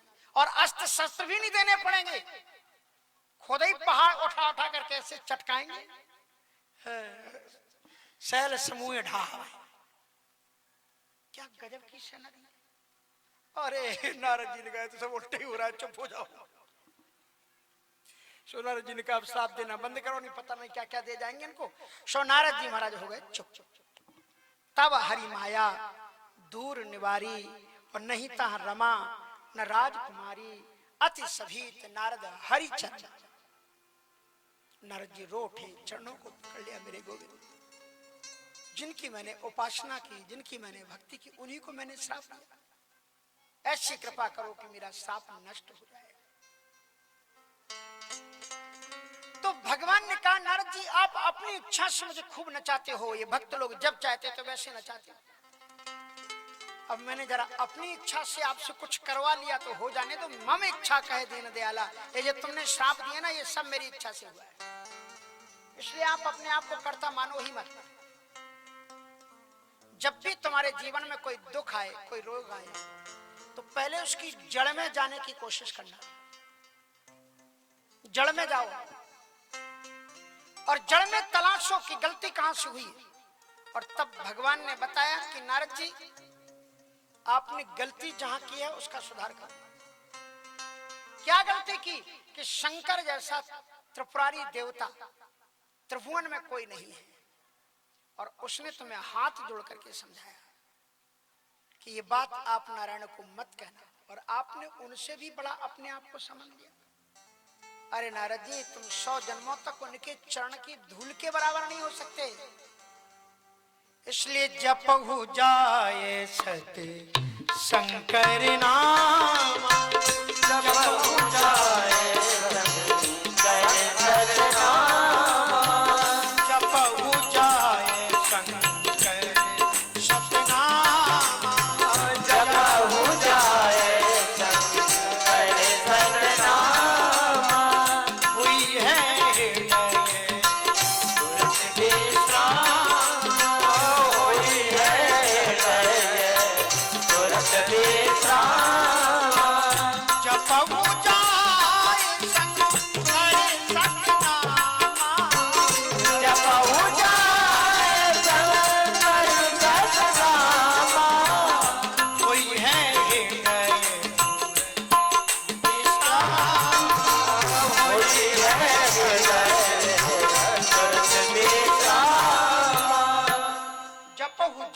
शंकर सतनाम, शंकर जी का नाम जपो, उसमें तुम्हारा कल्याण हो जाएगा। उनकी बराबरी की कोशिश मत करो, वो तो ईश्वर है। तो नारद श्राप दीने एक बारा, कल्प एक तिलक अवतारा। और उसके बाद में भगवान शंकर जी ने पार्वती जी से कहा कि अब सो कारण, अब मैं आपको उस अवतार की कथा सुनाता हूं। जासु चरित अविलोकी भवानी, सत्यु शरीर रही बवरानी, अजहू न छाया मिटते तुम्हारी, तासु चरित सुनो भ्रमरुजिहारी, लीला कीन जो तेहि अवतारा, सो सब कहीं हो मति अनुसारा। वहां रावण कुंभकर्ण कौन थे? तो उनकी कारण बताते हुए प्रताप भानु राजा की कथा को सुनाते हैं। बड़ी सुंदरतम राजा प्रताप भानु की कथा सुनाई। विश्व विदित एक केकई देशु, सत्य केत तहां बसाए नरेशु। ये कथा का बड़ा गौड़ वर्णन है, गूढ़, लेकिन टाइम नहीं है, फिर आपको विस्तार से जब सुनाएंगे। यहाँ सत्य केतु राजा का नाम है, सत्य केतु। केतु मानी होता ध्वजा, जिसके जीवन में सत्य की ध्वजा ले रहे। उसका एक बेटा प्रताप भानु था। प्रताप भानु को उसने राजा बना दिया। संक्षिप्त में आपको बताएं, इस प्रताप भानु के अंदर में इतने सद्गुण थे, इतने सद्गुण थे कि शास्त्रों में जितने जितने यज्ञों का वर्णन किया था, 12 सहस्त्र सहस्त्र नृप किए सहस्त्र अनुराग, हजारों हजारों बार उन सभी प्रकार के यज्ञों को प्रेम पूर्वक उसने संपादित किया और कभी भी उसका फल नहीं मांगा। यज्ञ का बड़ा महत्व होता है। ब्रह्मा जी ने जब सृष्टि पैदा की तो मनुष्य बनाए और देवता बनाए। मनुष्यों को बना करके और देवताओं को बना करके कहा कि आप लोग आपस में जुड़े रहना एक दूसरे से, तुम इनकी इच्छाओं का ध्यान रखना और मनुष्यों से कहा तुम इनकी इच्छाओं का ध्यान रखना। कहा महाराज कैसे कर सकते हैं? तो उन्होंने बीच में ब्रह्मा जी महाराज ने यज्ञ नारायण भगवान की रचना की, यज्ञ बनाया। अनेन भावयता अनेन, इस यज्ञ के माध्यम से तुम देवताओं की उपासना करना और पवित्र हवन से किए गए हवन के द्वारा सुगंधि से देवता पुष्ट होंगे। रावण ने क्या किया था कि अगर देवताओं को कमजोर करना है तो ये ऋषि मुनि लोग जो यज्ञ कर रहे हैं, इन्हें यज्ञों को बंद करवा दो। यज्ञ जब बंद हो जाएंगे तो देवताओं को भोजन नहीं मिलेगा। क्षुधा छीन बलहीन नर सहजे मिले हैं आए, कि फिर मारे हो कि छाड़े हो भली भांति तिनके यज्ञ कराओ तुम बाधा, यज्ञों को बंद कराओ। इसलिए पूरे क्षेत्र के निमित्त होता है यज्ञ, कोई एक गांव के लिए नहीं होता कि कंजवा सोदा के लिए हो रहा हो, कि जीवाजीपुर के लिए हो रहा हो, कि मुड़ा पार के लिए हो रहा हो। पूरे क्षेत्र के कल्याण के लिए होता है। पूरा यज्ञ आप नहीं कर सकते तो यज्ञ के निमित्त कुछ ना कुछ दान अवश्य करना चाहिए, पूरे क्षेत्र को मिलकर के करना चाहिए। कोरोना के टाइम पर जितनी महामारी इस देश में फैली, कितने लोग चले गए, लेकिन हमारे गंजवा सोदा में उतना नहीं आ पाया। उसका मूल कारण था यज्ञों का होना, धर्म का होना, कथा का होना। इसलिए आप इन यज्ञों पर, यज्ञ संस्कृति पर ध्यान दो, क्योंकि भारतीय संस्कृति के यज्ञ मूल है। तो ये यज्ञ इसलिए होता है, देखो लक्ष्मी नारायण महायज्ञ विद्वान ब्राह्मणों के द्वारा हो रहा है। कुछ ना कुछ दान सहयोग करना चाहिए। हर वर्ष यज्ञ कराना आसान थोड़ी। आप बताओ किस जगह पर, अब यहाँ पर कहीं पर लगातार कंटिन्यूअस 5 यज्ञ हुए हुए, ये 7वां लक्ष्मी नारायण महायज्ञ हो रहा है। इसलिए सबका सहयोग होना चाहिए, सबका सहयोग। आओ परिक्रमा करो, थोड़ा बहुत देखो ये यहीं पर बैठे हुए हैं, एक ऑफिस से टेबल लगी हुई है कोने पर, इसी में यहीं पर आप कुछ चंदा काट करके तो कि महाराज ये यज्ञ आपने एक बार एक कर दिया, कोई बात नहीं, फिर भी हमारा दिल आपके लिए खुला हुआ है यज्ञ भगवान के लिए, और सहयोग करो। ये धन, ये घर और पृथ्वी अजर अमर तो है नहीं, आपके साथ जाएगा। जो आप यहाँ पर धर्म कर लोगे वो ही आपके हाथ आएगा, और कोई भी चीज आपके हाथ आने वाली नहीं। हमको तो परम पूज्य बाबा सिद्ध संत जगन्नाथ दास जी महाराज का आदेश है कि तुम तो करते रहना, और उन्होंने ये भी कहा है कि यहाँ की जनता में जितनी श्रद्धा है, भक्ति है, कहीं नहीं है। ये भले ही देर सवेर आए, सहयोग बराबर करेंगे लोग। इसलिए श्रद्धा और भक्ति से अभी देखो लिस्ट बोली गई ना, गांव से लोग दान देना शुरू किए। ये देखो आप इतने, मैं आपसे पूछता हूँ पूरे जिले में, मैं कह रहा था किस आश्रम पर यहाँ पर इतने बच्चे रह रहे हैं गंजवासोदा में, आप बताओ। तो लोगों ने कहा कि महाराज गंजवासोदा की बात छोड़ो, यहाँ के अभी प्रदेश में ऐसी कोई संस्था नहीं है जिसमें एक ड्रेस, एक वेश, एक स्वरूप के साथ में बच्चे इस वेद मंत्रोच्चारण के साथ में संस्कृत का अध्ययन कर रहे हो। इतना सुंदर आश्रम आपके बीच में चल रहा है। आए नाग न पूजिए, बामी पूजन जाए। तो करना है सो कर लो, यही जीवन का सार है। और को दाने न पाने न नहीं, कंकड़े न, हाथों की शोभा दान से है, सोने के कंगन से नहीं है। इसलिए ये सत्कर्म हमें करना चाहिए। ऐसे थोड़ी शुरू होता है। अभी आप पूछ लो किसी से भी, हमारे समिति से या किसी से भी, हम तो काम शुरू कर देते हैं अपने ही पास से, बाहर का लाया हुआ जो दान दक्षिणा होती है, उसके बाद में कहते हैं भाई जो आप करना है तो कर लो, नहीं तो हम तो बैठे ही हुए हैं, हम तो करेंगे ही। पर आप ऐसा प्रयत्न करो कि महाराज जी को बाहर के, हमारे क्षेत्र के विकास के लिए ये काम हो रहे हैं, तो बाहर से महाराज जी को ना लाना पड़े। हम लोग इतना कर दें कि देखो ये स्कूल आप ही ने तो बनाया, इसमें कोई बाहर से थोड़ी पैसा लगाया। इतनी बड़ी मंजिल खड़ी हुई आप लोगों ने ही तो दान दिया। ये गौशाला बनी हुई है, गौशाला में देखो गाय आपको जो ही कहते हैं वो देखती हैं आपकी तरफ कि कर लो हमारी सेवा। 33 करोड़ देवता गौ माता के अंदर में निवास करते हैं। यहाँ और भी गौशाला के भवन बनाने की आवश्यकता है, ताकि और भी गायें इनमें रह सके, उनकी सेवा हो सके। तो आप अनाज के रूप में सेवा करो, भूसा भेजने की, देखो आवाज आ रही, सुनाई पड़ रही कि नहीं? हाँ, आवाज देती है, कहती है हम सही कह रहे हैं। तो इसलिए एक जीवन में ये सत्कर्म कर लो। कोई ऐसा दूसरा अवसर, वो देखो एक आ रही गौ माता जी बछिया, अभी नया नया जन्म हुआ, 3-4 दिन में कथा के शुभारंभ में पहले रूप में लक्ष्मी जी के रूप में प्रकट होकर के आई है। तो ऐसी जो दिव्य मंगलमयी कृपाएं, ये गौ सेवा यहाँ पर होती है, ये छात्रों की सेवा, विद्या दान से बढ़कर के कोई दान नहीं है। अगर आप भोजन दोगे तो एक दिन काम आएगा, कपड़ा दोगे तो 1 वर्ष काम आएगा, और मकान दोगे तो 50-60 वर्ष काम आएगा। लेकिन विद्या दोगे तो जीवन भर इनके साथ में ये विद्या रहेगी, और ये बच्चे कहेंगे कि हम जगन्नाथ संत जगन्नाथ संस्कृत पाठशाला में रह करके पढ़े थे, गंजवासोदा में पढ़े। तो इसलिए भगवान की ये जो दिव्य मंगलमयी लीला है, कुछ हम आते हैं आपके भाग्य को जगाने के लिए, ठाकुर जी सब करते हैं, जो करना है सो कर लो।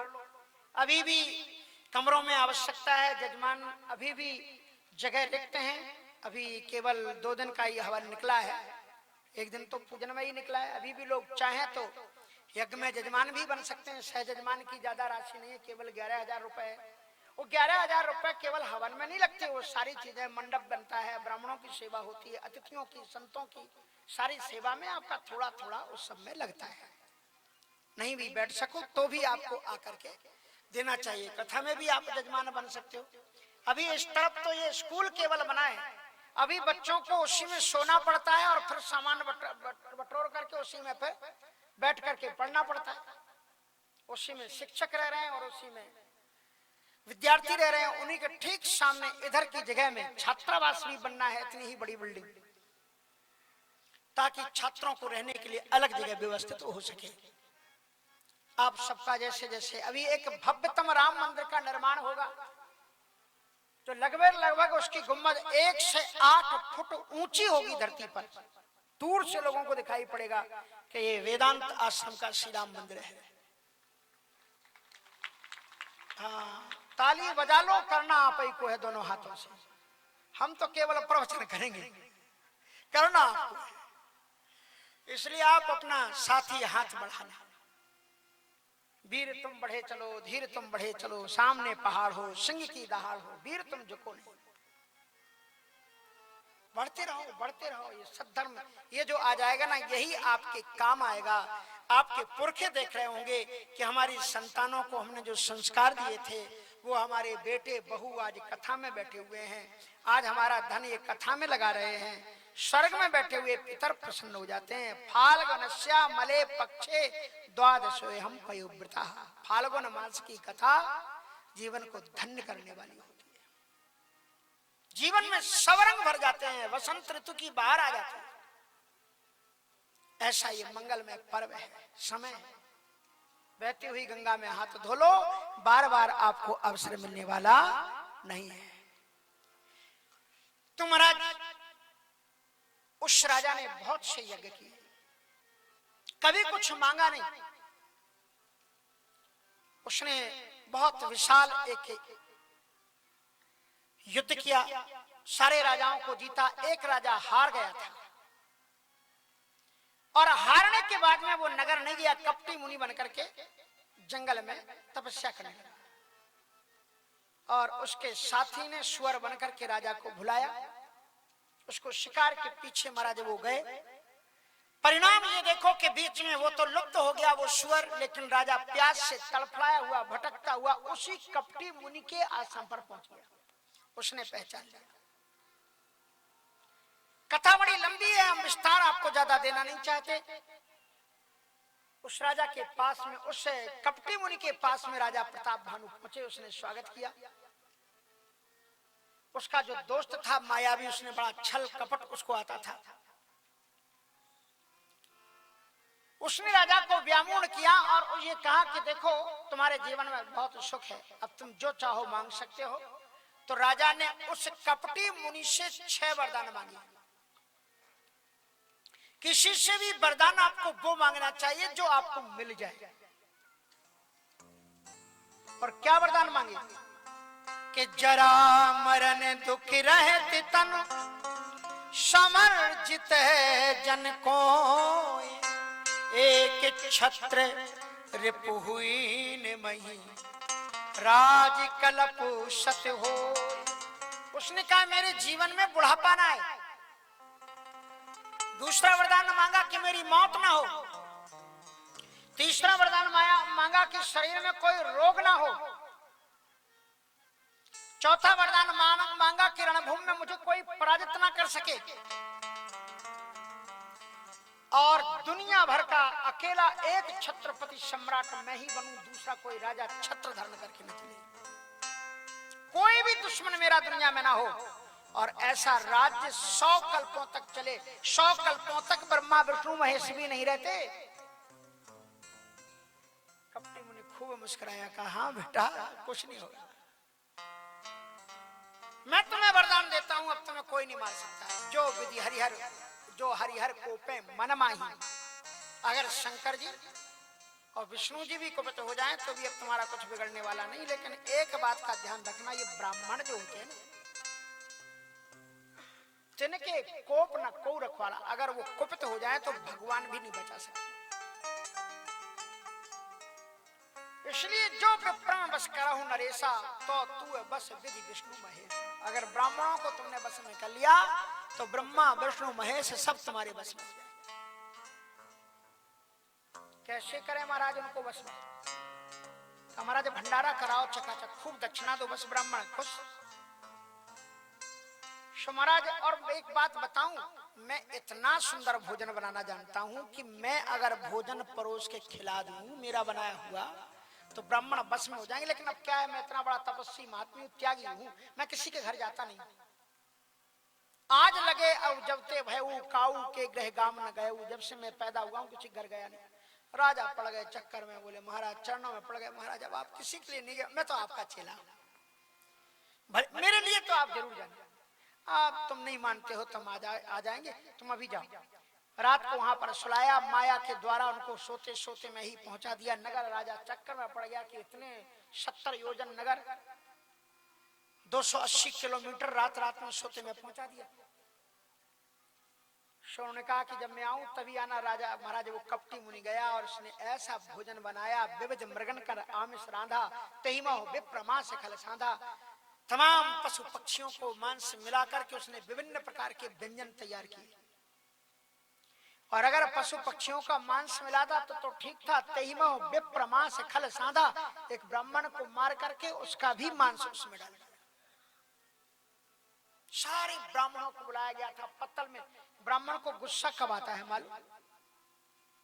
ब्राह्मण को गुस्सा आता है, एक तो तुम भंडारा कराओ ब्राह्मण का, और बैठा है 2 बजा दो तुम, भूखा बेचारा ब्राह्मण बैठा। उसके बाद में फिर आप पत्तल परोसो। पत्तल में भी लोग बड़ा गजब के परोसते हैं आजकल लोग, जो मारवाड़ी में इतनी वो चम्मच वाली कटोरी, छोटी छोटी कटोरी रख देंगे और खीर पर से 1 चम्मच महाराज और दें।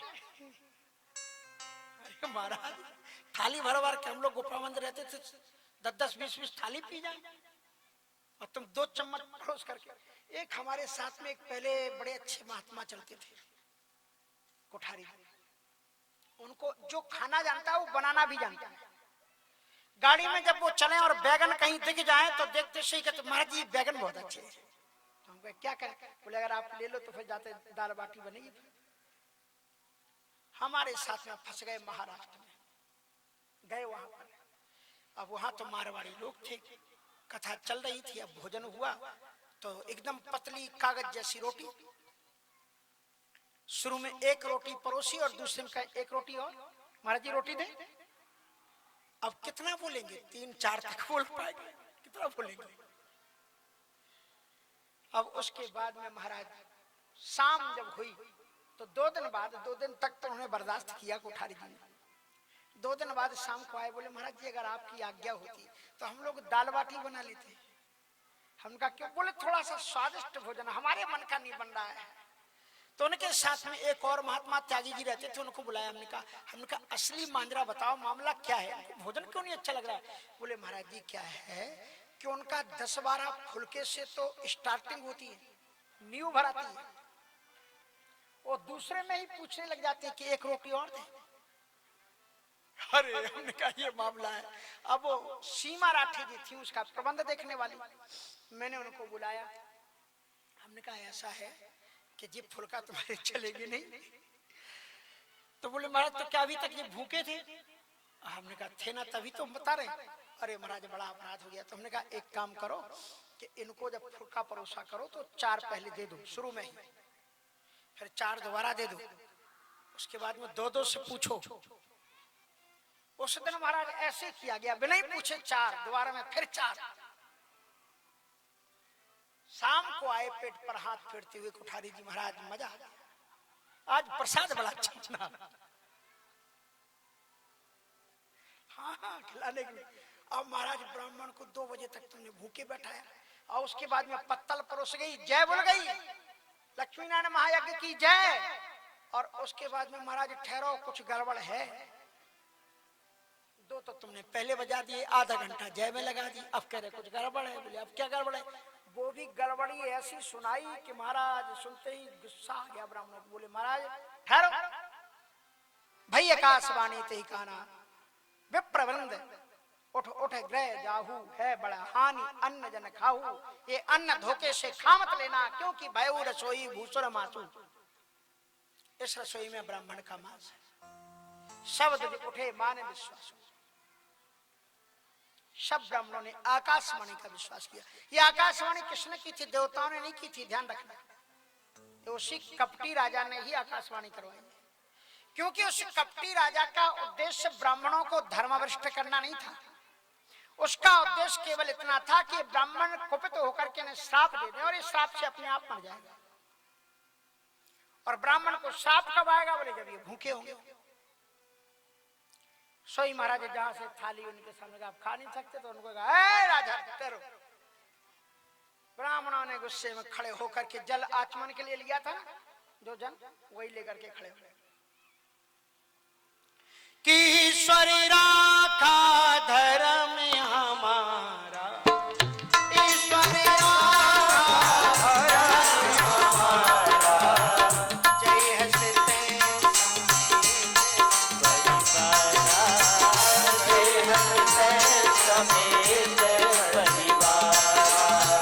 संबत माँ हाँ संबत माँ के नाश तब हो जलदाता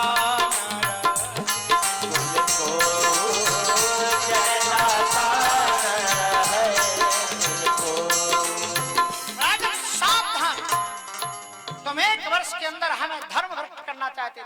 अगर हमने ये भोजन कर लिया होता तो हम धर्म भ्रष्ट हो जाते। हमारे पितरों को तर्पण कौन देता है? हमारे ईश्वर ने सावधान करके हमें धर्म से बचा लिया। लेकिन राजन, अब हम तुम्हें ऐसा श्राप देते हैं कि अब तेरी रक्षा कोई नहीं कर सकेगा। संबत मध्य नाश तब हो, 1 संबत के अंदर में तुम समूल सपरिवार सकुल नष्ट हो जाओगे। इस प्रकार से तुम्हारा परिवार नष्ट होगा कि जलदाता न रहे कुल, कोई जल देने वाला भी नहीं बचेगा। संबत माध्य नाश तब हो, संबत माध्य नाश तब हो, जलदाता न रहे कुल को, जलदाता न रहे कुल को। 1 वर्ष के अंदर सपरिवार तुम नष्ट हो जाओगे और जल देने वाला तुम्हें कोई नहीं बचेगा। वही महाराज यहाँ पर रावण बना है, बंधु समेत परिव नृप धरणी। अद्भुत युद्ध हुआ और परिवार समेत वो नष्ट हुआ। यहाँ महाराज दशरथ कौन थे? स्वयंभू मनु अरु सती,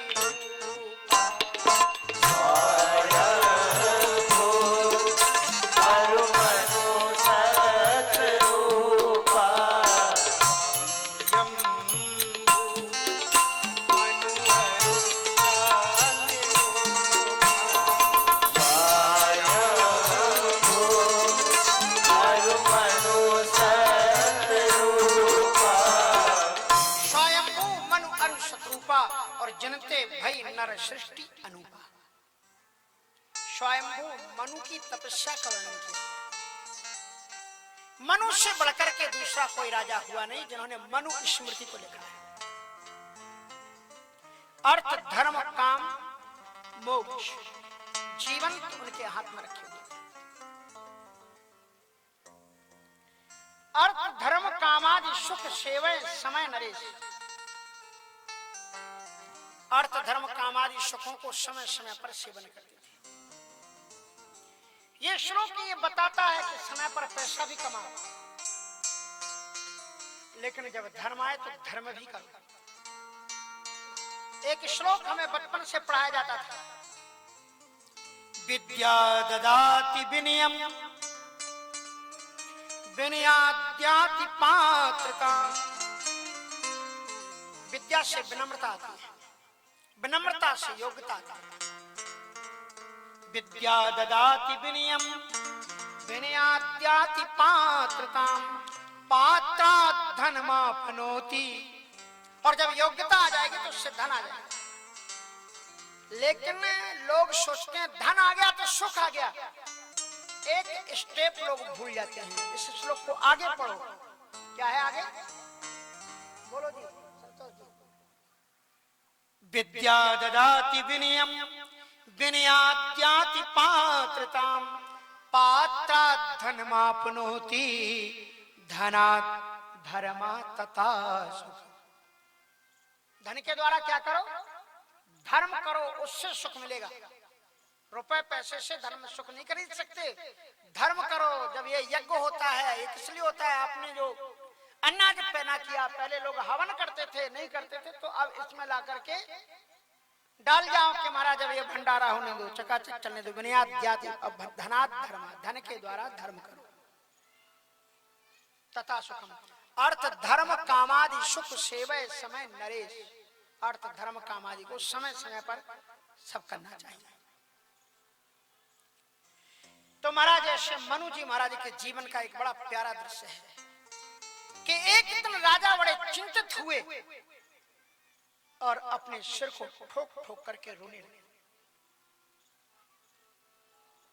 रोते हुए क्या बोले कि होई न विषय विराग, भवन बसते भाचौथी पन, और हृदय बहुत दुखिला, जन्म गयो हरि भगति भी, हृदय बहुत दुखी लागे, जन्म गयो हरि भगति। हृदय बहुत दुख लागे क्योंकि पूरा का पूरा जीवन निकल गया, लेकिन भगवान की भक्ति नहीं। चली जा रही है उम्र धीरे धीरे, चली जा रही है उम्र धीरे धीरे, चली जा रही उम्र धीरे धीरे, चली जा रही है उम्र धीरे धीरे, शुभ और शाम, शुभ और शाम, दोपहर धीरे धीरे, चली जा रही है उम्र धीरे धीरे, चली जा रही है उम्र धीरे धीरे।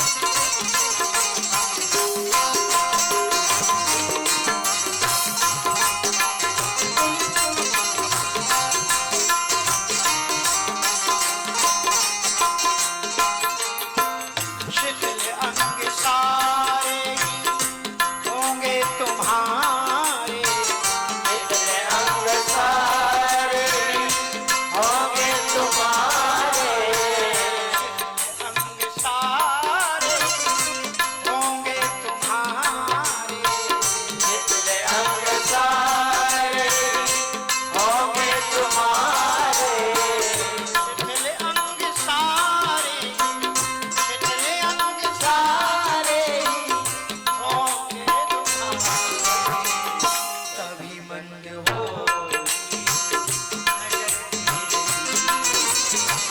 तभी मंद हो नजर धीरे धीरे,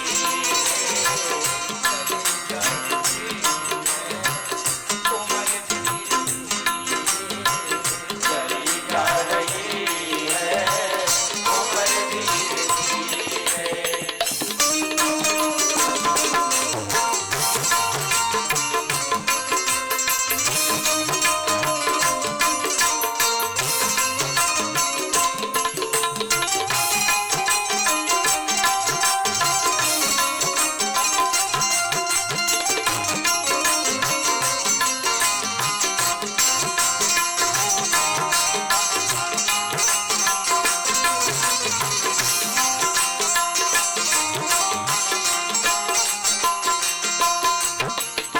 ये हाथ पाँव बल ना रहेगा, ये हाथ पाँव में बल ना रहेगा, ये हाथ पाँव बल ना रहेगा, ये हाथ पाँव में बल ना रहेगा,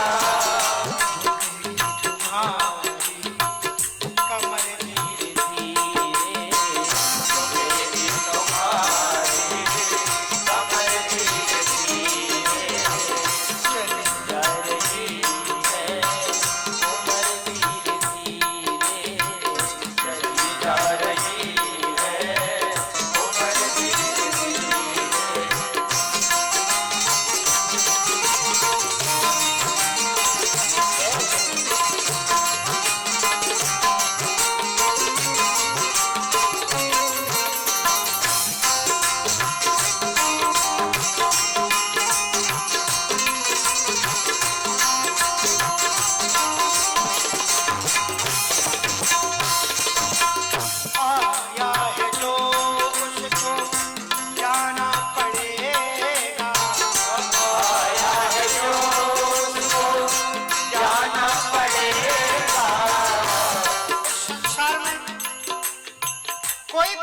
अजर अमर नहीं है, धरती में पैदा हुआ है, एक दिन उसे जाना पड़ेगा और साथ में कोई भी जा नहीं सकता। जीव जब जब चला तब अकेला चला, अकेला ही सफर होगा। ये शरीर भी आपके साथ नहीं जाएगा। परिवार के लोग, घर की पत्नी घर की पहली तक रहेगी, परिवार के लोग शमशान तक जाएंगे और ये शरीर केवल चिता तक आपका साथ है। इसके बाद का सफर तुम्हारा बिल्कुल अकेला होगा। हाँ, एक चीज तुम्हारे साथ जाएगी, शास्त्र कहते हैं धर्मानुगो गच्छति जीव एकः। केवल जब तुम दान धर्म कर लोगे वो ही तुम्हारे साथ जाने वाला है और कुछ भी नहीं है। आया है जो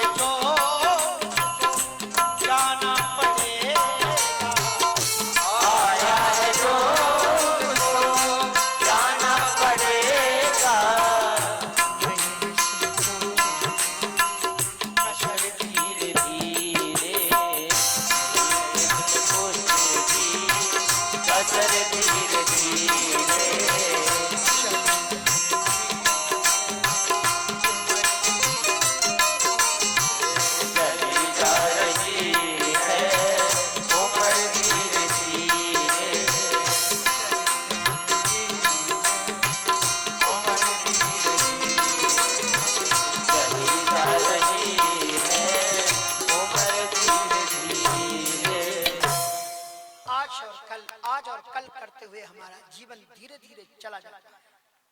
इसलिए जीवन में सत्कर्म कर लो, ईश्वर को स्मरण कर लो।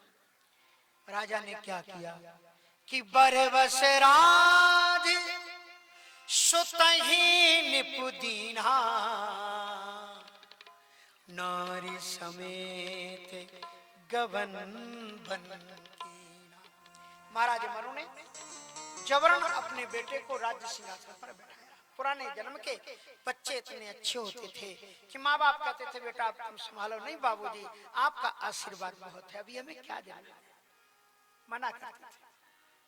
लेकिन आज का जमाना बदल गया। आज के बच्चे सोचते तो बूढ़े तो हो गए, लेकिन उनकी यात्रा कब होगी, कब हम घर के मालिक बनेंगे, सब ना कुछ कुछ करके। एक जगह कथा चल रही थी, स्वामी जी किसी के घर में ठहरे हुए थे। उनका एक बेटा था। बेटा मार्केट गया और कथा शुरू होने खत्म होने के 2 दिन पहले भगवे रंग का 10 गज कपड़ा लाया।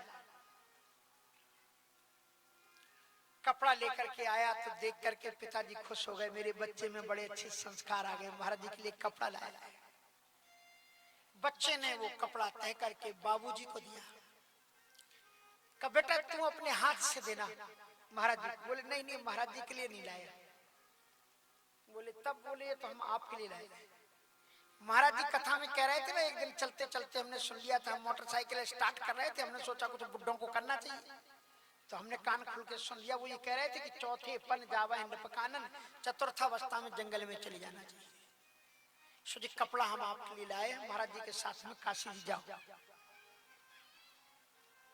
पिता की आंखों में झरझर करके आंसू गिरने लगे कि इस बेटे को कितना प्यार दिया, अपने नहीं खाया पिया, इसके लिए वो कपड़े दिए, पूरी जिंदगी की मेहनत इस बच्चे के ऊपर लगा दी, आज ये चाहता है कि मैं कब चला जाऊं।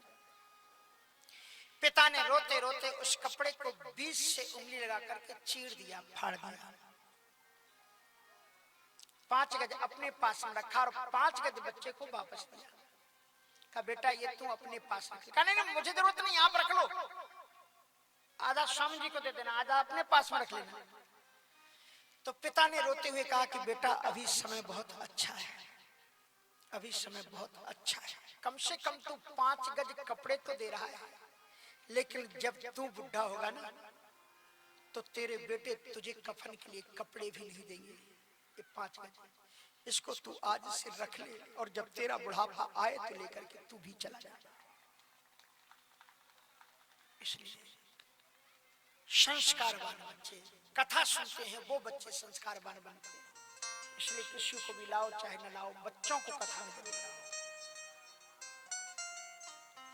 बरबस राज सुतहिन दीन्हा, नारी समेत गमन वन कीन्हा। ऋषियों से दीक्षा वन लेने के बाद कठोर तपस्या की। वे सोच रहे थे कि जो निर्गुण निराकार अव्यक्त अगोचर परमात्मा है, हम उसका ही दर्शन करेंगे। यद्यपि वो परमात्मा अगुण अखंड अनंत अनादि, यही चिंताएं परमार्थवादी। नेति नेति जही वेद निरूपा, निजानंद निरूपाधि अनुपा। शंभु विरंच विष्णु भगवाना, उपजहि जासु अंशते नाना। ऐसे प्रभु सेवक बस आहै, भगत हेतु लीला तन। यद्यपि वो परमात्मा निर्गुण है, निराकार है, अव्यक्त है, अगोचर है, पर वेद ये कहते हैं कि ऐसा ईश्वर भी भक्तों के वशीभूत होता है। यदि ये वेदों का कथन सत्य है तो हमार ही अभिलाषा, तो जिनके अंश मात्र से शंभु विरंच विष्णु भगवाना, जिनके अंश मात्र से अनेकों ब्रह्मा विष्णु महेश पैदा होते हैं, ऐसे प्रभु उनका मैं दर्शन करना चाहता हूँ। निर्गुण निराकार का मैं दर्शन करना चाहता हूँ। महाराज मनु ने बड़ी कठोर तपस्या की। यही विधि जो यह वचन सत्य श्रुति भाषा, तो हमारी पूज ही अभिलाषा। और इस प्रकार से संवत 7 सहस्त्र पुनि रहे समीर आधार। 100 वर्ष तक केवल वायु की आधार पर हवा पी करके ही रहे। बरस सहस दस त्यागी सो, बरस सहस दस त्यागी सो। हारे रहे एक पद को, हारे रहे एक पद को। विधि हरि हरि तब देखी अपारा। विधि हरि हरि तब देखी अपारा। मनु समीप आवा, हे प्रभु बरा, मनु समीप आए प्रभु बरा। विधि हरिहर तप देख अपारा। हरे राम राम राम सीता राम। हरे राम राम राम सीता राम राम। हरे राम राम राम सीता राम राम राम। हरे राम राम राम सीता राम राम। हरे राम राम राम सीता राम राम। हरे राम राम राम सीता राम राम राम। हरे राम राम राम हरे राम राम राम सीता राम राम राम। हरे राम राम राम सीता राम राम राम। हरे राम राम राम सीता राम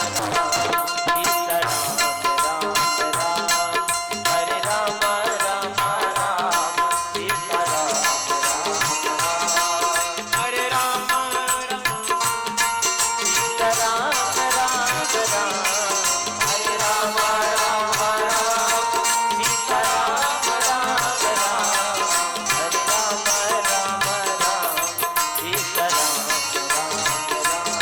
हरे राम राम राम सीता राम राम।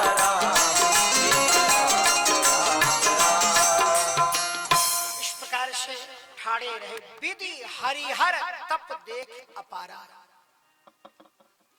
ब्रह्मा विष्णु महेश, एक देवता एक उपासना करता है तो एक देवता आता है। ब्रह्मा की उपासना करोगे तो ब्रह्मा, विष्णु करोगे तो विष्णु, शिव की उपासना करोगे तो शिव जी आएंगे।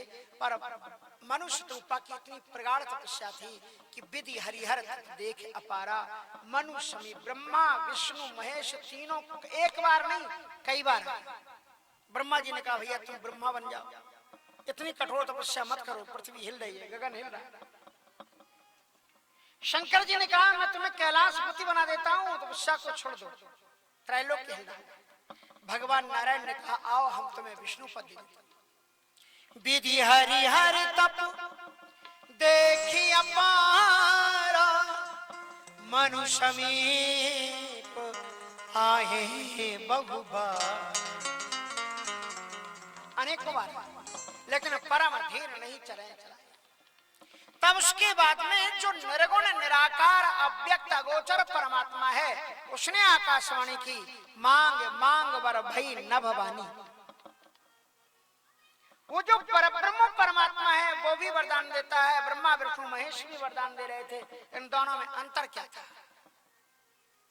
मनुष्य शत्रुपा तपस्या करते करते हड्डी हड्डी हो गए थे, केवल अस्थि मात्र होए रहे हो शरीर, केवल हड्डी बची थी उनके शरीर में। फिर भी ब्रह्म के प्राप्ति की इतनी उत्कट लालसा थी, फिर भी वो भक्ति से हिल नहीं रहे थे। ब्रह्मा विष्णु महेश आए लेकिन कांप रहे थे उनको कहते हुए, वरदान मांगते हुए। उन्हें ये भी डर लग रहा था कहीं मांग ही ना ले कि हाँ अपनी कुर्सी छोड़ दो, तो फिर हम कहां जाएंगे। लेकिन ये ब्रह्म था, इसे कोई डर नहीं था। इसलिए इसकी वाणी कैसी थी? मांग मांग बर भई न भवानी। ब्रह्म की वाणी कैसी है? बोले परम गंभीर कृपा अमृत सानी, कृपा के अमृत से सनी हुई थी। ईश्वर की वाणी जब अनावृत कर्ण कुहरों से कानों में पड़ करके दिल तक पहुंची तो हिष्ट पुष्ट तन भये सुहाई। वाणी कान में जाते ही हिष्ट पुष्ट हो गए, ऐसे लगने लगे मानो अभी घर से चल करके आ रहे हैं, मानो अब ही भवन पे आए। भगवान ने कहा वरदान मांगो वरदान मांगो वरदान मांगो। वो परमात्मा सगुण साकार तो था नहीं, सगुण साकार होता तो सामने खड़ा होता और दिखाई पड़ता कि कौन कह रहा है वरदान मांगो। वो तो कण कण में व्याप्त रहने वाला रमनते योगनांतो सत्यानंद चिदात्मनि। इसलिए चारों तरफ से आवाज आ रही थी वरदान मांगो वरदान मांगो, इधर से उधर से दाएं से। महाराज मनु ने कहा कि मेरी पहली शर्त तो ये है कि जो मेरा परमात्मा है पहले वो मुझे दर्शन दे तो मैं वरदान मांगू। तो भगवान ने कहा मेरा कोई भी रूप नहीं है, निर्गुण नाम न रूप, इसलिए तुम मुझे बताओ किस रूप में तुम मेरा दर्शन करना चाहते हो। तो मनु भी बड़े चतुर थे। मनु ने कहा कि हमने अगर आपको पहले देखा होता तो मैं आपको बता देता कि किस रूप में आप आ जाओ। हमने आपको पहले कभी देखा नहीं, इसलिए मैं कैसे बता दूं कि आप किस रूप में। आपका जो रियल रूप हो, जो वास्तविक रूप हो, आप उस रूप में आ जाओ। भगवान ने कहा जय तो मैं कह रहा हूं वो कोई रूप नहीं है, मेरा कोई रूप ही नहीं है, मैं कैसे आ जाऊं। कहीं आप तो दर्शन करेंगे। कहा महाराज मेरी बात को समझने की चेष्टा करो, मेरा कोई रूप नहीं है। अब अटक गई। ज्ञानी थे मनु भी, भगवान से टक्कर ले गए। भगवान से कहते दिखाओ आप अपना रूप। बोले मेरा कोई रूप ही नहीं। मनु ने कहा कि हम भी ऐसे वैसे नहीं, हम देख के मानेंगे, आपका कोई रूप नहीं। बोले ना, गीता में स्पष्ट रूप से लिखा हुआ है यो यो याम याम तनुम श्रद्धया। जो मुझे जिस रूप में पुकारता है, अगर कोई दुर्गा जी कह करके पुकारता है तो मैं ही दुर्गा बन के आ जाता हूँ। जो कृष्ण के रूप में पुकारता है मैं ही कृष्ण बनता हूँ, मैं ही राम बनता हूँ, मैं ही शिव गणेश। जो रूप एकोपि हम बहुत श्यामा। वेद कहते हैं एको ही सद विप्रा बहुधा वदंती। परमात्मा एक ही है, उसी को किसी ने राम कह करके, किसी ने कृष्ण कह करके, किसी ने शिव कह करके, किसी ने दुर्गा, किसी ने गणेश कह करके पुकारा है। तो कहा कि आप बताओ किस रूप में। तो मनु जी ने कहा मैंने कभी देखा नहीं आपको। तो बोले मैं आऊं कैसे। तो मनु ने बड़ी चतुराई के साथ में एक बात कही कि मैंने नहीं देखा है, जिन लोगों ने देखा है उन लोगों के नाम बता देता हूं। उनको जिस रूप में आप दर्शन देते हो उसी रूप में मेरे सामने प्रकट हो जाओ। भगवान ने कहा बड़ा अच्छा, आसान हो गया रास्ता। उनके नाम बताओ, किन्ने पहले देखा है, किस रूप में उनको दर्शन देता हूं। तो क्या बोले, जो महेश जो स्वरूप बस शिव मन मान, जो स्वरूप बस शिव मन माही, जो स्वरूप बस माही, जो स्वरूप बस शिव मन माही, श्री कारण जतन करा, यही कारण मुझे जतन करा। मेरे मालिक, आप जिस रूप से भगवान शंकर जी के दिल में बैठे रहते हो, उसी रूप में मुझे भी तृप्त करने की कृपा करो। आपके जिस स्वरूप का दर्शन करने के लिए बड़े बड़े ऋषि मुनि लोग कभी तीर्थराज प्रयाग में तपते हैं, भर दोपहर में अग्नि जला करके तपते हैं, तपस्या करते हैं, कोई कांटों में पड़ा रहता है। आपकी जिस झांकी को देखने के लिए आप उसी झांकी को दिखाने की कृपा करो। जो भुसुंडी मन मानस हंसा, जो भुसुंडी